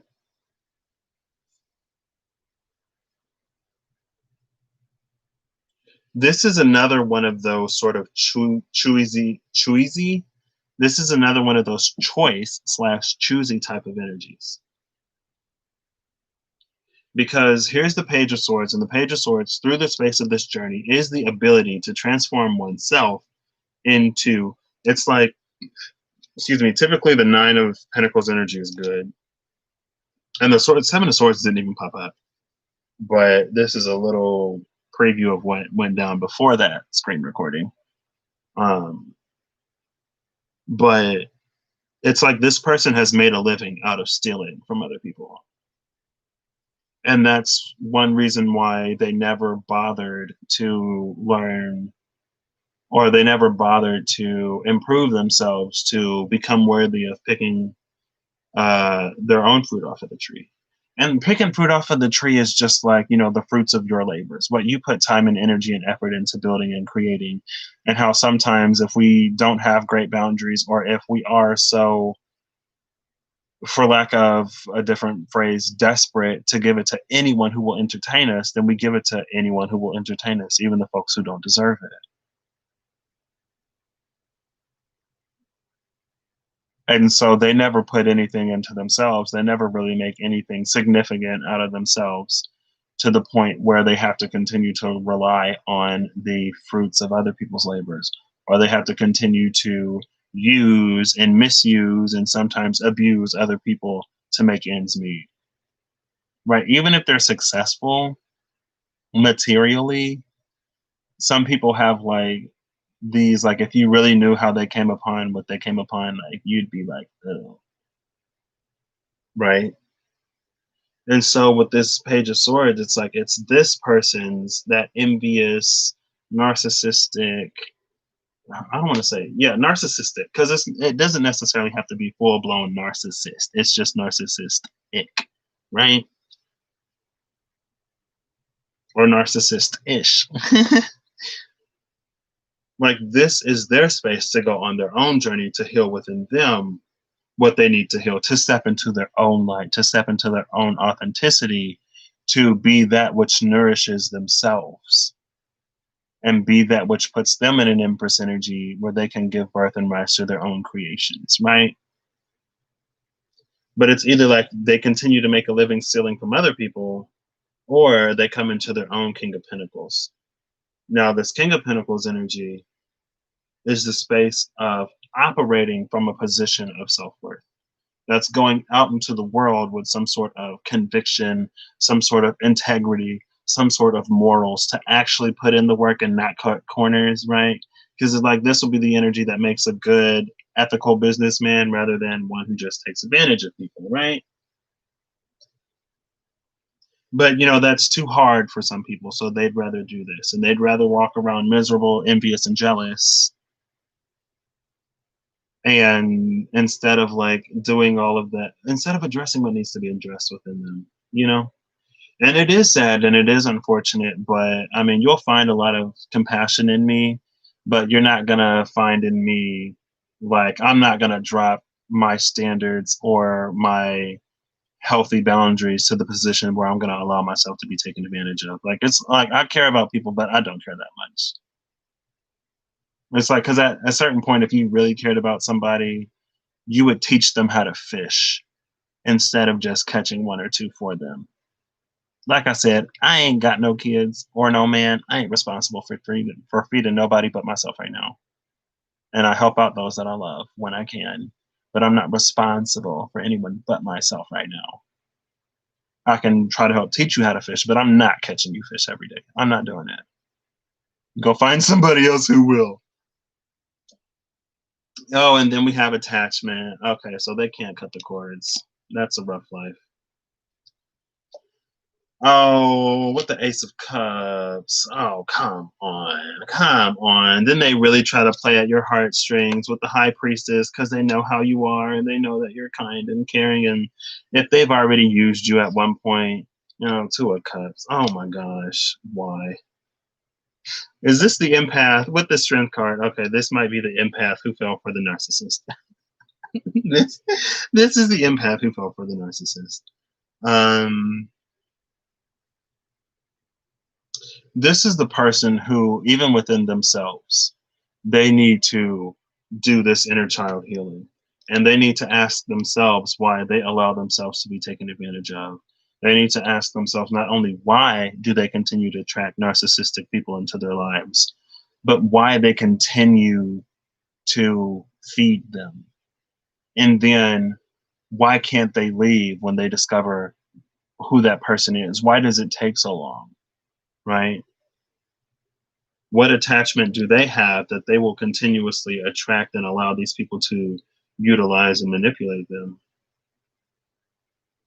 And I feel like the answer is why you already know. And it's probably from a lack of love or attention or validation growing up more often than not. And so you get it wherever you can. But this high priestess energy, it's not only telling you where this lack is and what needs to be healed, but it's also telling you to have faith that you don't have to continue to give to people who don't deserve you, to have faith that there is someone out there worthy of you, and to have the strength to conduct yourself in a way, again with that King of Pentacles, to conduct yourself in a way that will bring that into your life. It might have been on the new channel. I think it was on the new channel, because on the new channel, that carving out constellations video, the beginning part, it was good things come to those who wait, because those are the ones who wait for good things. That's why good things come to those who wait, because they wait for them. Right? Like with that Seven of Cups. Oh, I went right to it. With that Seven of Cups, it's like, if you continue to choose crappy options, then you're going to continue to get crappy options. And I feel like sometimes, either in a space of boredom, in a space of impatience, or in a space of not truly believing that we're going to get what it is that we know we deserve, we settle for less. Settling for less is an attachment that we need to break. Because this cup could be big, but it could be empty.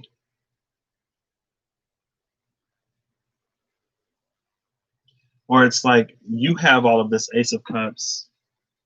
One of your lessons, LOL. Yeah. I mean, to a lesser extent, it's been one of mine too. To a lesser extent. As in, like, I was in that space for a few months maybe, and then my mom was like, why do you like, because so this is what happened. There was this one cute dude, and then there was this other cute dude, but one of the cute dudes was interested in me, and the other cute dude wasn't. And so my excuse was that, oh, like, this dude is cute and there's going to be some distance, but we could make it work. But the cute dude who was actually interested in me, I was going to be moving. And so I was like, oh, well, I don't want to get, I was like, I don't want to get involved with something and then end up leaving, because how is that going to work? But cute dude number one, who wasn't interested or who was emotionally unavailable, I was like, oh, like, I can make distance work. But and I told my mom this, and she was like, Patrick, like, that's literally who you are. Like, not who you are, but like, she was like, you literally knew that with cute dude number one, that's the situation. So that excuse that you used to not talk to cute dude number two is invalid. At least with cute dude number two, you would have been in the same place for a number of months. You could have at least been friends. You could have at least met up with them. And I was like, wow, I didn't think about that. So, I mean, hey, we do could end up. Oh, goodness. And it's one of those harsh realizations that we have to have within ourselves. But after that, and after some other things, I was like, you know what? I can wait. I can honestly wait. But it's like, and there's like sometimes that narcissistic energy doesn't have any water of itself. And so it's like, it'll take your water and then like try to feed you your own water or something, or it's not there. It's like a mirage. It's like your body and their body are completely out of phase. So anything that they give you falls right through you like you were a ghost, because you're out of phase. You can't, it's like, it doesn't interact with you. It doesn't sit within you. It doesn't actually fill you up in any kind of way, because there's no substance behind it. It's all empty.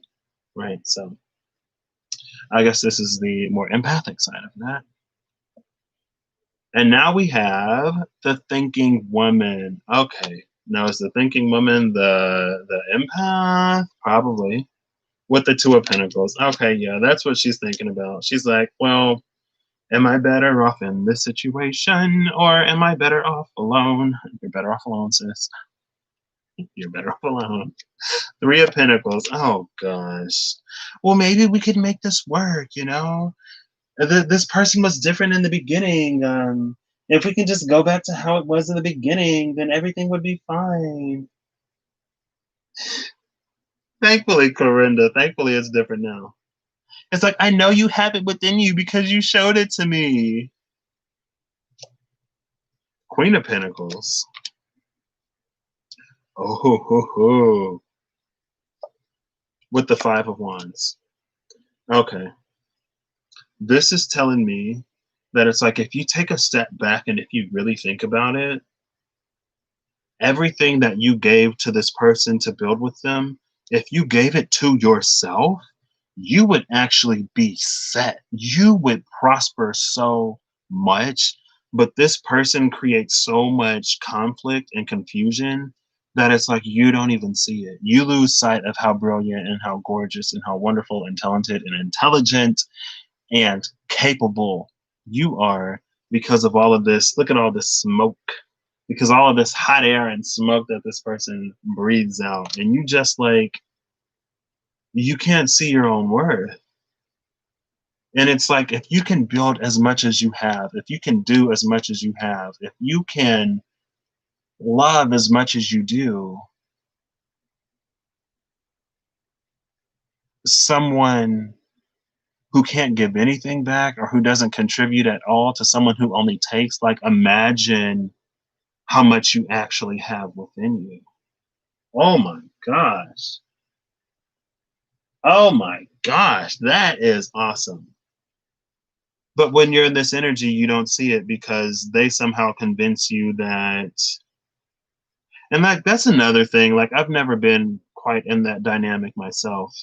But it's like if I'm so trash, if I'm so garbage, if I'm so worthless, then like why are you still here? Like why do you continue to take from me? And what do you actually do for yourself?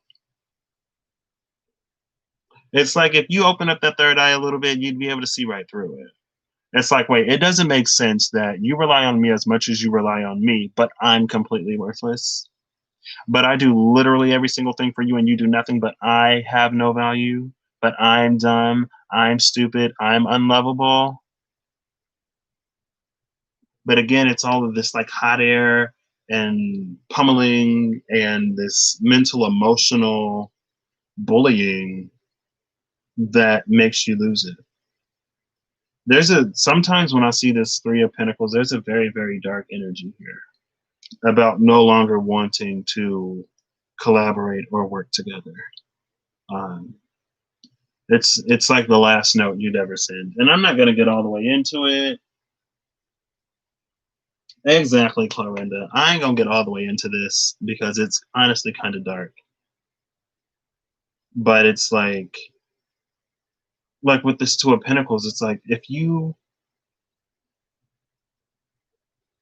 but it's like sometimes we just need somebody to be there. But it's like if you cut that person out and close the circuit, you can be a genuine Nine of Pentacles. Like you could be solid.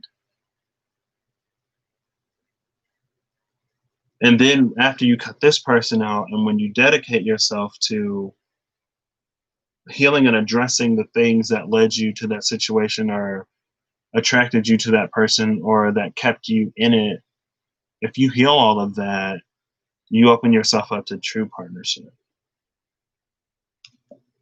right? And now we have fourth chakra Archangel Raphael, which I love. Raphael coming out right after that. That's all of that healing energy. That's all of that healing. And we have the star. Oh, the star. When you begin to heal and when you begin to do this, right? We're not doing this. We're not always on at this point because we're still healing. But if you can do a little bit of that, it's like Morse code that goes out into the universe and it begins to attract to you the people who actually live on the other side of that energetic doorway, who live in that next paradigm for you, who are, it's like they're in phase and they're out of phase.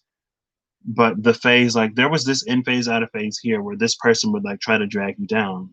But as you begin to heal, you start to open up the gate to higher possibilities. And these, they kind of sort of pull you up and they can elevate you. And as you're doing it, like the star is also a healer, right? as you're doing your healing, it also attracts more people and more opportunities to you to further that healing instead of attracting opportunities to you that will continue to pull you into the darkness. But again, when folks cast rocks from the shadows, you got to learn to just let them be. You got to learn to let them be. Or maybe not. Flash your light. Yes, exactly, Clarinda. I'm loving this. It took a little bit of a turn. So, I mean, ultimately, at the end of the day, I still got to thank the trolls for coming in and doing whatever with the energy. Excuse me. Because if it weren't for the trolls, then I probably wouldn't have read that envy card like how I read it. You know? So, thanks, trolls. I told y'all they still have a purpose, right? And we get to determine and dictate what the purpose of someone is in our life. They get a say, we get a say, right? Oh, the karma card, judgment, closing out those cycles. Yes. With the hanged man. Okay.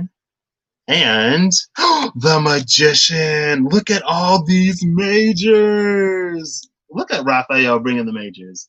Look at Raphael bringing the majors. This makes it all worth it. Now I'm all like giddy and happy and excited again.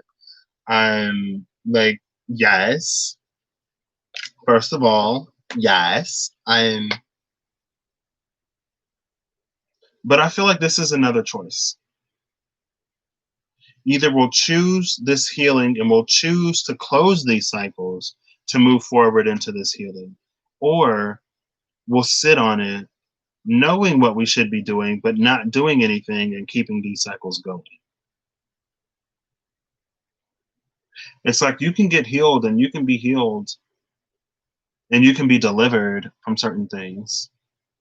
But if you continue to follow the same patterns, then it's like, and again, that goes back to what we came out initially with cornucopia, when it was like the Queen of Wands, the King of Cups, but then the Knight of Swords going in the complete opposite direction. It's like you've done enough to start to claim this cornucopia. Why are you going off in the opposite direction? Because of this Hermit? Because you don't yet think you're ready of it? Because you're still clinging to the darkness? And it's like,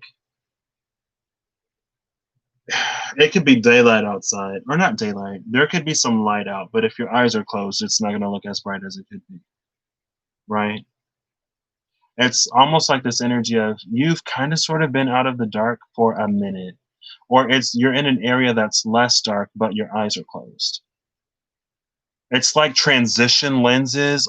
That's why I don't wear transition lenses anymore, because it's like back in the day when I was in elementary school, it would take transition lenses forever to transition from sunglasses to regular. And so I already got issues with night vision anyway. So I'm walking in here like, why does it look like it's night outside, inside? Hello? And then like 10 minutes later, it finally transitions. That's why I stopped getting them, because I'm like, and then when you go outside, it's like after I got rid of my transition lenses, I forgot how bright it actually is outside, because I'm never not wearing sunglasses if I'm outside. And it's like, wow, it's actually like light out here. I kind of like it. But then sometimes it's too bright and I wish I had transitions, right? That's why instead of opting for one pair, you get your glasses and then you get your sunglasses, or you get your glasses with your sunglasses clip-ons. Remember when they did that back in the day? That was wild. That was wild. Hard to focus, yeah. Right, Clarinda? I'm like, let's go. Come through, Raphael. See, I ain't been talking trash. Not talking trash, but I'm like, I just been saying like we need to do a little bit more. But look at Raphael coming in with the healing. The star, karma, the hangman, and the magician coming up with fourth chakra, Archangel Raphael.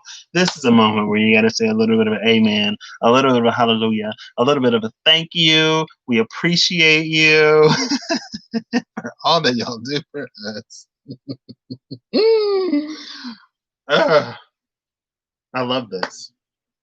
But again, this is the space of another choice. Choice is so heavy in this, because either you're going to choose to do something new and you're going to choose to close these cycles and operate from a position where these cycles are already closed and claim this healing And because you're claiming this healing, claim sort of your wishes and stuff like that as well. Or you're going to choose to stay stuck even when you're already illuminated, you're already enlightened, you already know what you should be doing. You're just not doing it. And this crow is like, here is a whole Ace of Pentacles. Here's a whole brand new life, a whole, brand new world. And you're just going to sit on it? Like, you're really not going to claim it at all? And it's like, yeah, even though and again, this is that comfort versus familiarity. It's what we're familiar with. But with this coming out, this is us choosing. This is us choosing the healing. A bit of a boogie. All right. How long has it been? Almost 2 hours. Oh my gosh. I mean, I should have known it would take this long about. Next card out. Oh gosh. Oh gosh. As soon as you decide to do something for yourself, here come hostilities. First, we saw envy. Then we saw deceit. Now that you're actually doing something for yourself, that's when people really come for you. That's when people really get mad. That's when people be like, oh, you think you're better than us? You think you're better than me? You think you're this? You think you're that? And it's like, girl, don't be mad. You can do it too. You can do it too. Like, why are you so upset? Like, why are you so pressed, Panini? Like, hello? Why don't you just do it too? I guess it's so much easier to hate than it is to do anything for yourself. The Tower card. With hostilities in the Tower, there may be certain people that you got to loosen your ties with, because once you begin to care about yourself and once you begin to do things for yourself, that's when the ugly in people really starts to come out. Because it's like some people, they don't mind when you're doing well and they don't mind when you're happy. But as soon as you get a little bit too far, that's when they really want to pull you back. Like, no, crab in the barrel, where are you going? You're not getting out of here because I'm not getting out of here, and I'm not going to be here alone. It's like, girl, if you messing with me, you'll be alone.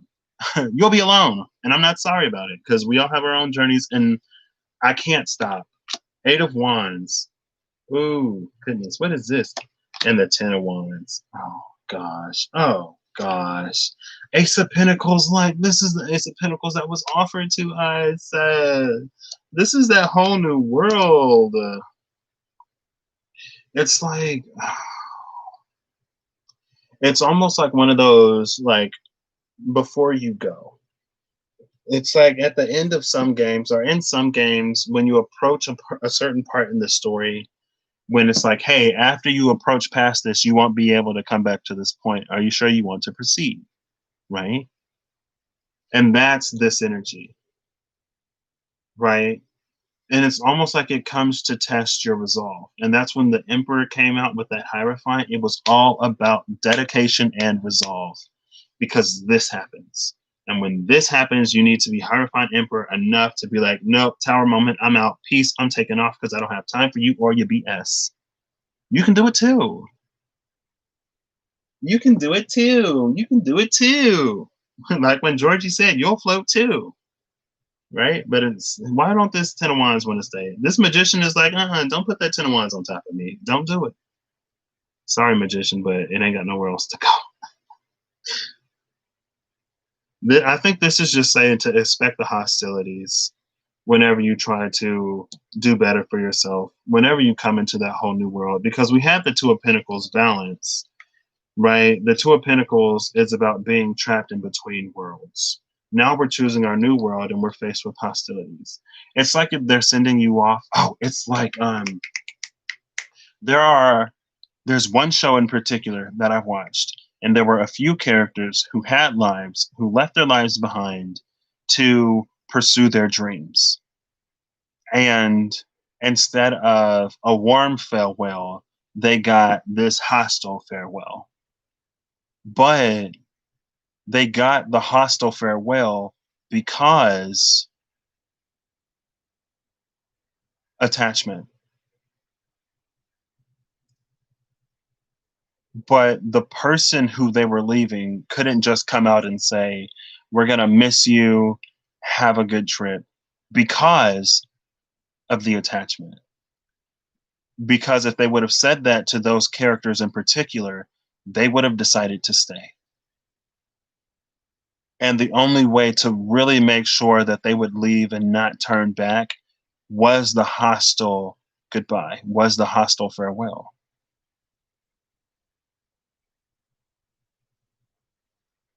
And so it's like sometimes the hostilities are there to motivate us to continue forward, especially depending on the attachment or the type of attachment we had to the situation, right?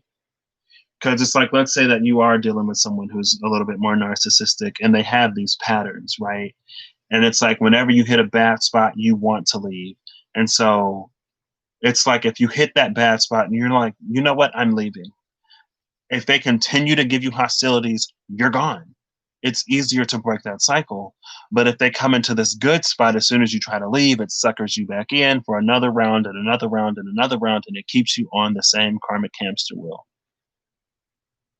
But when you're on your way out the door and they approach you with hostilities, that's the release. Sometimes that's the release.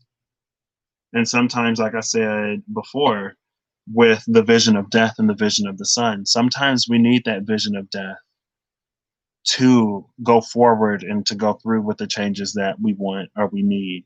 Sometimes we need the vision of the sun to go through with the changes. But that's this hostile farewell. That's this hostile goodbye. It's to ensure you do what you need to do in the situation.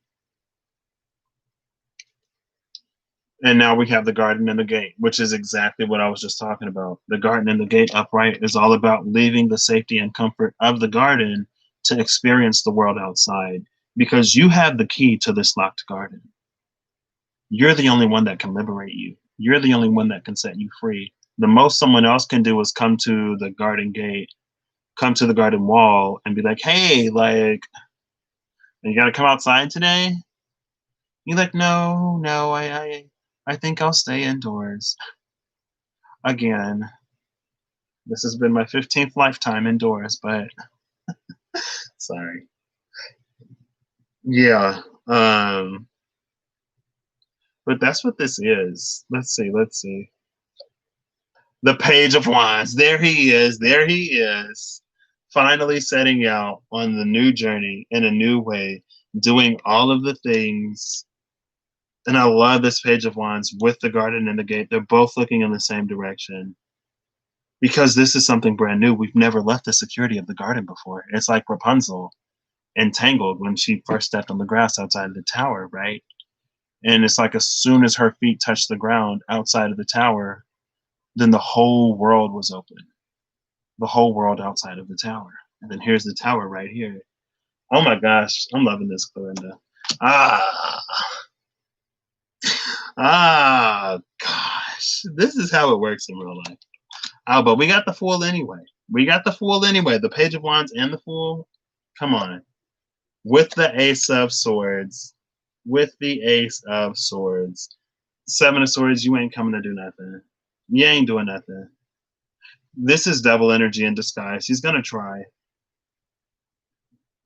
And I love that, like, so the Page of Wands and the Garden and the Gate are facing in a direction opposite this Fool, but the Fool is looking at the Ace of Swords instead of falling into the scam of the Seven of Swords. The Seven of Swords is coming to try to prevent this from happening, but the Fool chooses to look towards the Ace of Swords. This is an energy of, like, because of the apparently arguable curvature of the earth, if you hit a barrier to the east, sometimes you have to go west until you're east of where you started. Right? That's the energy of like going around the whole world to end up over here because you faced a barrier right here. And that's a temple path energy. Just because you go in a direction, and maybe that's why the Knight of Swords was looking this way at first, because we chose a roundabout path.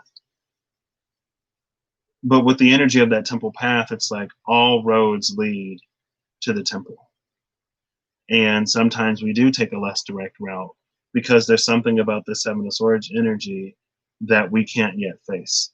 And so we take a little bit of a detour, but on that detour, we acquire what it is that we need to actually get out of this gate. It's almost like the garden is cursed.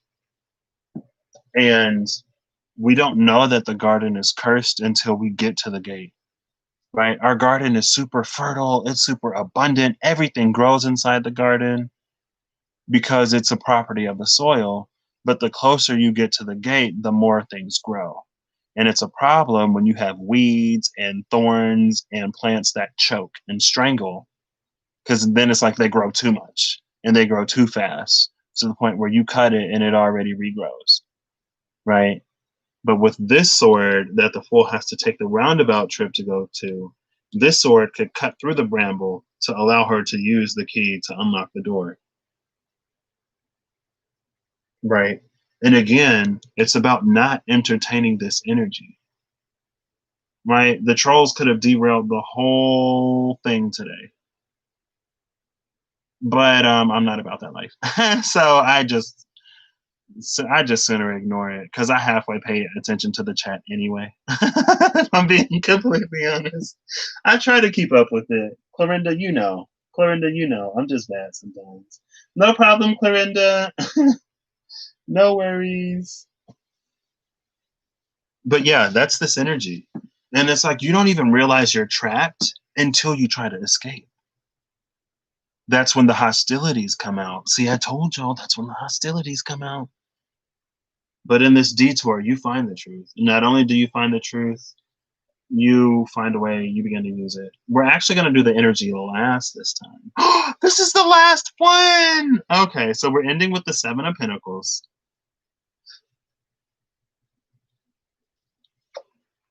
The Queen of Swords. See, I told you would know how. I told you. I knew you would learn how to use that energy. I knew it.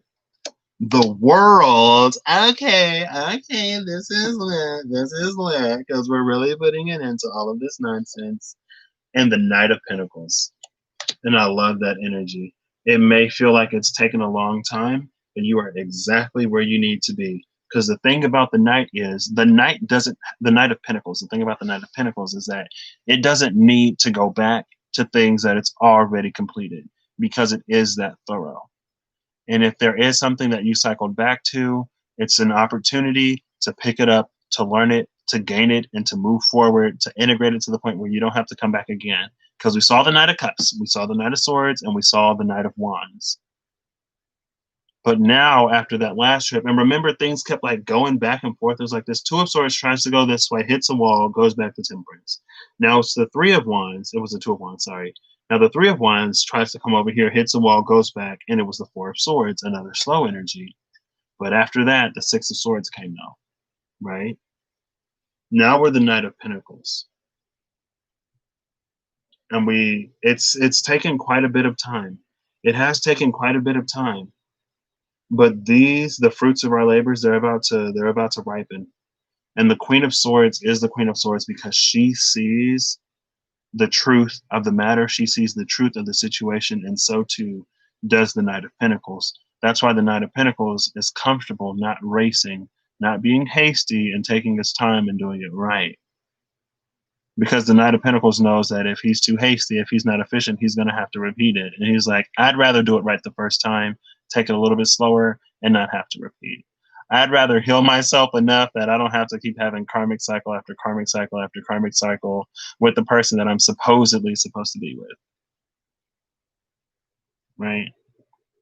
And the final card is action. Action. It's time to move. Where my Taurus is at, it's time to move. There were some cows by the radio station that my dad used to work at. And they go, if you've never heard a cow, they sound like that. 2:22 p.m. Oh, snap. I love this. Me too, Clorinda. I'm loving it. We end with action. We end with action. And look, there's the dark horse. There's the light horse, the horse of the sun. It's like we're finally catching up. Here's the world card. And I'm pretty sure karma, right there. There's karma. There's the tower. Here's the world. Don't be distracted by that energy.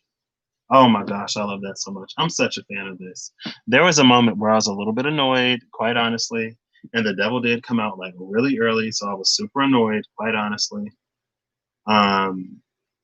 But you know what? It all works out the way it's supposed to in the end. Temple Path, trust the process.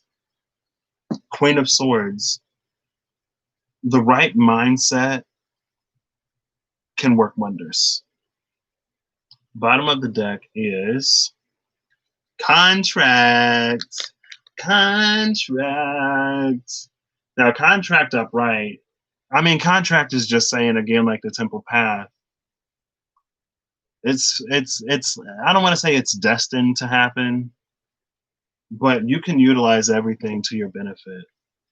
You can utilize it to the point where you end up exactly where you were supposed to be, or you can choose to nullify and void those contracts by not doing what it is that you need to do to claim whatever it is to claim that you need to claim to be where you want to be. You can be a hating, you can be a hater on the sidelines and chuck rocks all you want to, or you can just put in the work and claim it for yourself. Nine of Swords and the Knight of Pentacles. Some people, they just ain't gonna do it. And that's their life. It's fine. It's their journey and it's their path, you know? It's their journey, it's their path. I don't, it's like, you know, it is what it is. So, final message is, thank you, Clarinda, for experiencing this with me. And also thank you for moderating tonight. So interesting that you had to, but thank you. Oh, sometimes it honestly like tickles me because I'm like, I don't even really do anything. Somebody got to be super pressed if they like coming after me because, like I said, I don't do anything. I just be in my own little world for the most part. I don't cause drama. I don't be going after nobody. I don't tolerate and put up with a lot of BS either. I guess. I don't know. I don't know. But it is what it is. Okay. All right.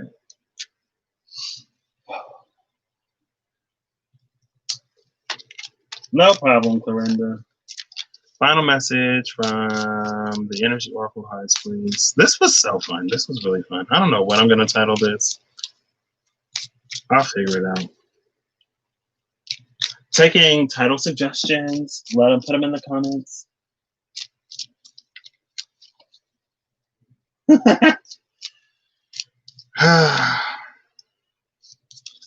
Right. I'm just like, I don't know. Like I say all the time, it's just like life is too short, the day is too short, the list of things that I need to do is too long. I'm like, this is my procrastination. It's not procrastination. It kind of sort of is, but it's not. Because it does hopefully benefit somebody. But it's like, I don't know. Okay, final message, please. No, they want a few more shuffles. They said, can you like cleanse this out? Because I don't want that energy either.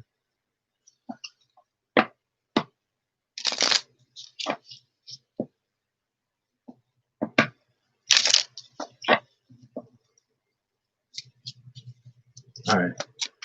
Final message, please. Like 1 or 2 cards would be preferable. We can go all night. Eventually, y'all gonna give me something.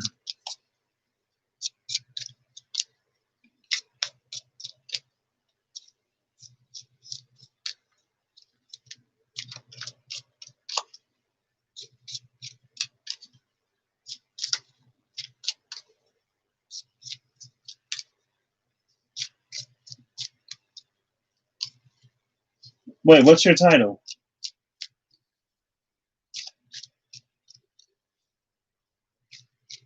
Wait, what's your title? I'm confused, Corinda. What happened?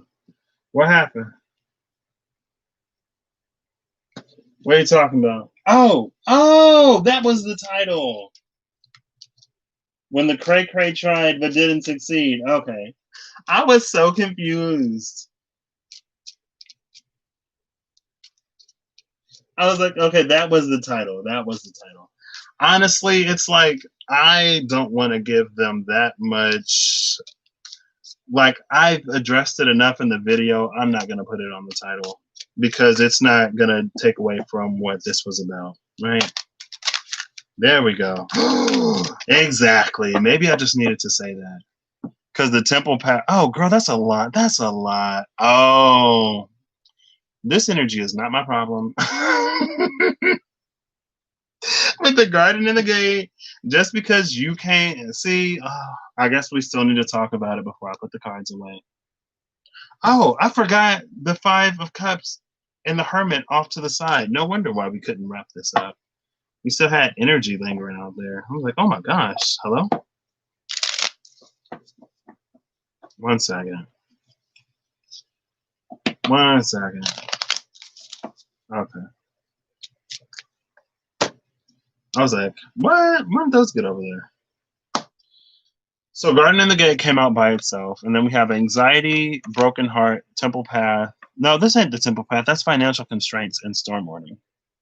Oh, Anxiety, Broken Heart, Financial Constraints, and Storm Warning. That feel like... You remember that one part of the reading when I was saying it was the Two of Swords, the Moon, and the Ten of Swords? When I was like, some people might have some karma coming back to them. That it feels like this energy because they didn't get themselves out of whatever situation they could have liberated themselves from because they chose other ways of maneuvering and moving from whatever lack space they were in with both of these, that they tried to sort of cause havoc and destruction in other people's lives, but it's like return to sender, it's going to come back. And it's almost like indecision. It's almost like this last ditch effort to get someone to take the bait and to pick up everything that they have sort of come in to get you to sort of play a part in it. And it's like, no, I didn't create that mess, so I'm not gonna, it's not mine. It ain't mine to take. It ain't mine to take. I ain't taking on nobody nothing at this time because a whole bunch of people got a whole bunch of stuff coming, and I've been putting on the work to get me some good. So I'm gonna focus on me and my good, and focus on me doing what I need to do to get it. What is that? I keep seeing it. The Temple Path. I knew I saw the Temple Path. There it is. That's your path. This is mine. Oh, and then there's Michael at the cut. Michael, like, let me handle it. You just continue to do what you're supposed to be doing and actually start doing it instead of talking about it. Okay, Mike. All right, Mike.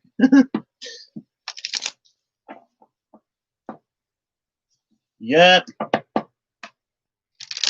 You're just playing. LOL. I know, Florinda. I know.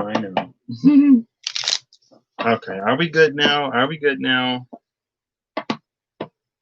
Oh, adjacent possibilities and Western rejuvenation. I like that. Yeah, it's like, sorry, I'm not so easily thrown off. Right. And since y'all are apparently looking at my mom, check out her business, or not. I shouldn't have thrown that out there because, I mean, honestly, I wouldn't even go that far if I was somebody else. I would just drop it. But apparently someone really wanted to do their research for whatever reason. I was like, okay. People really try hard. There was this one dude, I was in the 7th grade, and then there was this one guy, he was like, I bet I could annoy you. And I was like, it's impossible for you to annoy me, because for you to annoy me, I'd have to actually care about you. And I don't. So, but he really tried to annoy me, and then he got upset with me because he couldn't annoy me. And I was like, I told you that you wouldn't be able to do it. Like, I have to care about you to be annoyed with you or to be like upset, really. If I don't care about you, I just let you go, and then you don't matter. Right? It's like I'm not feeding that my energy. Like, no, I'm not interested. But some people really don't like that. Like, play a game that I want to play, and then we can play together. I'd be like that. I'd be like, yeah, no, I'm not into it. Find somebody else. And they'd be like, what? I don't want to do it by myself. And I'd be like, well, I don't want to do it. Now, if it's like one of my actual friends, then like there are things that I don't want to do for the people that I care about. But at the same time, it's like you can find someone who will do this with you. The card, is this the Angel of Strength? It is the Angel of Strength. Bottom of the deck is the Thinking Man. Excuse me, the Thinking Man and the Angel of Strength. This is the plan. This is the action that we need to see it through. And it's time to start putting, like, action was the last card that came out, right? It's time to start putting action into things all over. All over.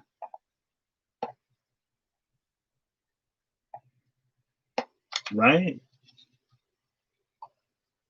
And it's like, who's gonna pay for the pizza? I mean, the delivery drivers will probably just have free pizza, right? And somebody like, wow, now I have dinner and I don't have to pay for it because I'm not paying for it. Like, hello? All right.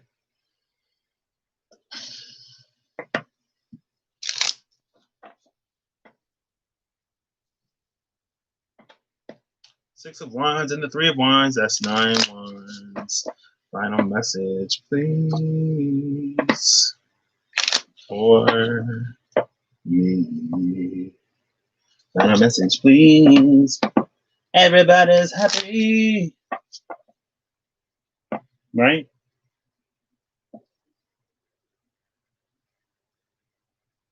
Your phone is on 11% and the time is 2:34 p.m. Sounds like you might need to charge your phone. But the number is, okay, final message from the Witch's Tarot, please. Give us something good, because I want it now. All right. Final message, please. Final message, please. It's already been like 2.5 hours. Please. Final message, please. Come on, final message. Come on, final message. Come on, final message, please. I got a feeling like 7 cards are about to come out and we may not be done. All right, I'm cheating. There we go. I cheated. I'm sorry. Oh, the 5 of Wands and the 7 of Cups on the side. Bottom of the deck is Justice. So this is telling me, well, this, no, because this did flip over first and then this came out, right? So this is the energy of choosing your own battles, right? The 5 of Wands is this confrontational energy that comes your way. But the 7 of Cups on the side is like, just because it comes, you don't have to accept it. And that's why it's sort of the blockage to that 5 of Wands. It's like, if you don't want it, don't choose it and just keep moving forward, because whatever you give your energy to, you will receive. So pick the good things, right? Like, I choose to focus on how lovely and amazing Clorinda was and how she was also here for this experience. So I can talk about how wild it was that it happened, because like something like that's ever happened on my channel like once. Okay, 2 times. I got a low-key troll one time. Oh,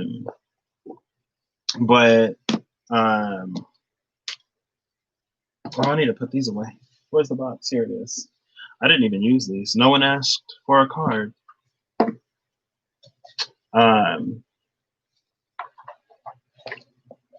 But yeah, I don't know. I'm always like, because I have such a small channel too, that I'm like, I wouldn't even think that I'm really on anyone's radar. But I guess that just goes to show that all kinds of people watch for all kinds of reasons and have all kinds of reactions. All kinds. Did I just do it again? Maybe not. I'll have to watch it back in.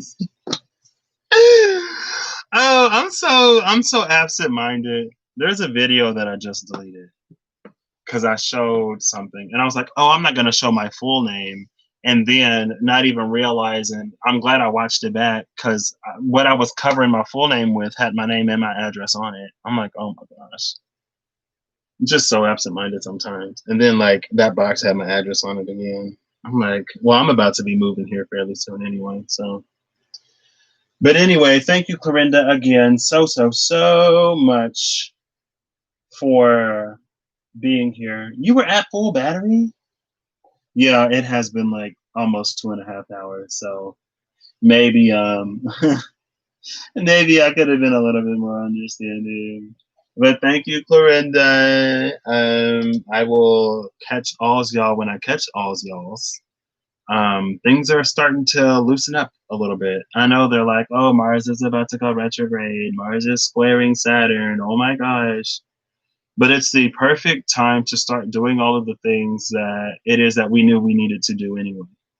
Because Saturn in that aspect can strengthen and make us a little bit more prepared for whatever action we're going to be taking. I feel like it's a great energy, honestly, for making solid progress with less wasted effort, right? Because it's like anything unnecessary is going to be sort of restricted right now. So it's, oh gosh, the more I procrastinate, the harder I make it on myself.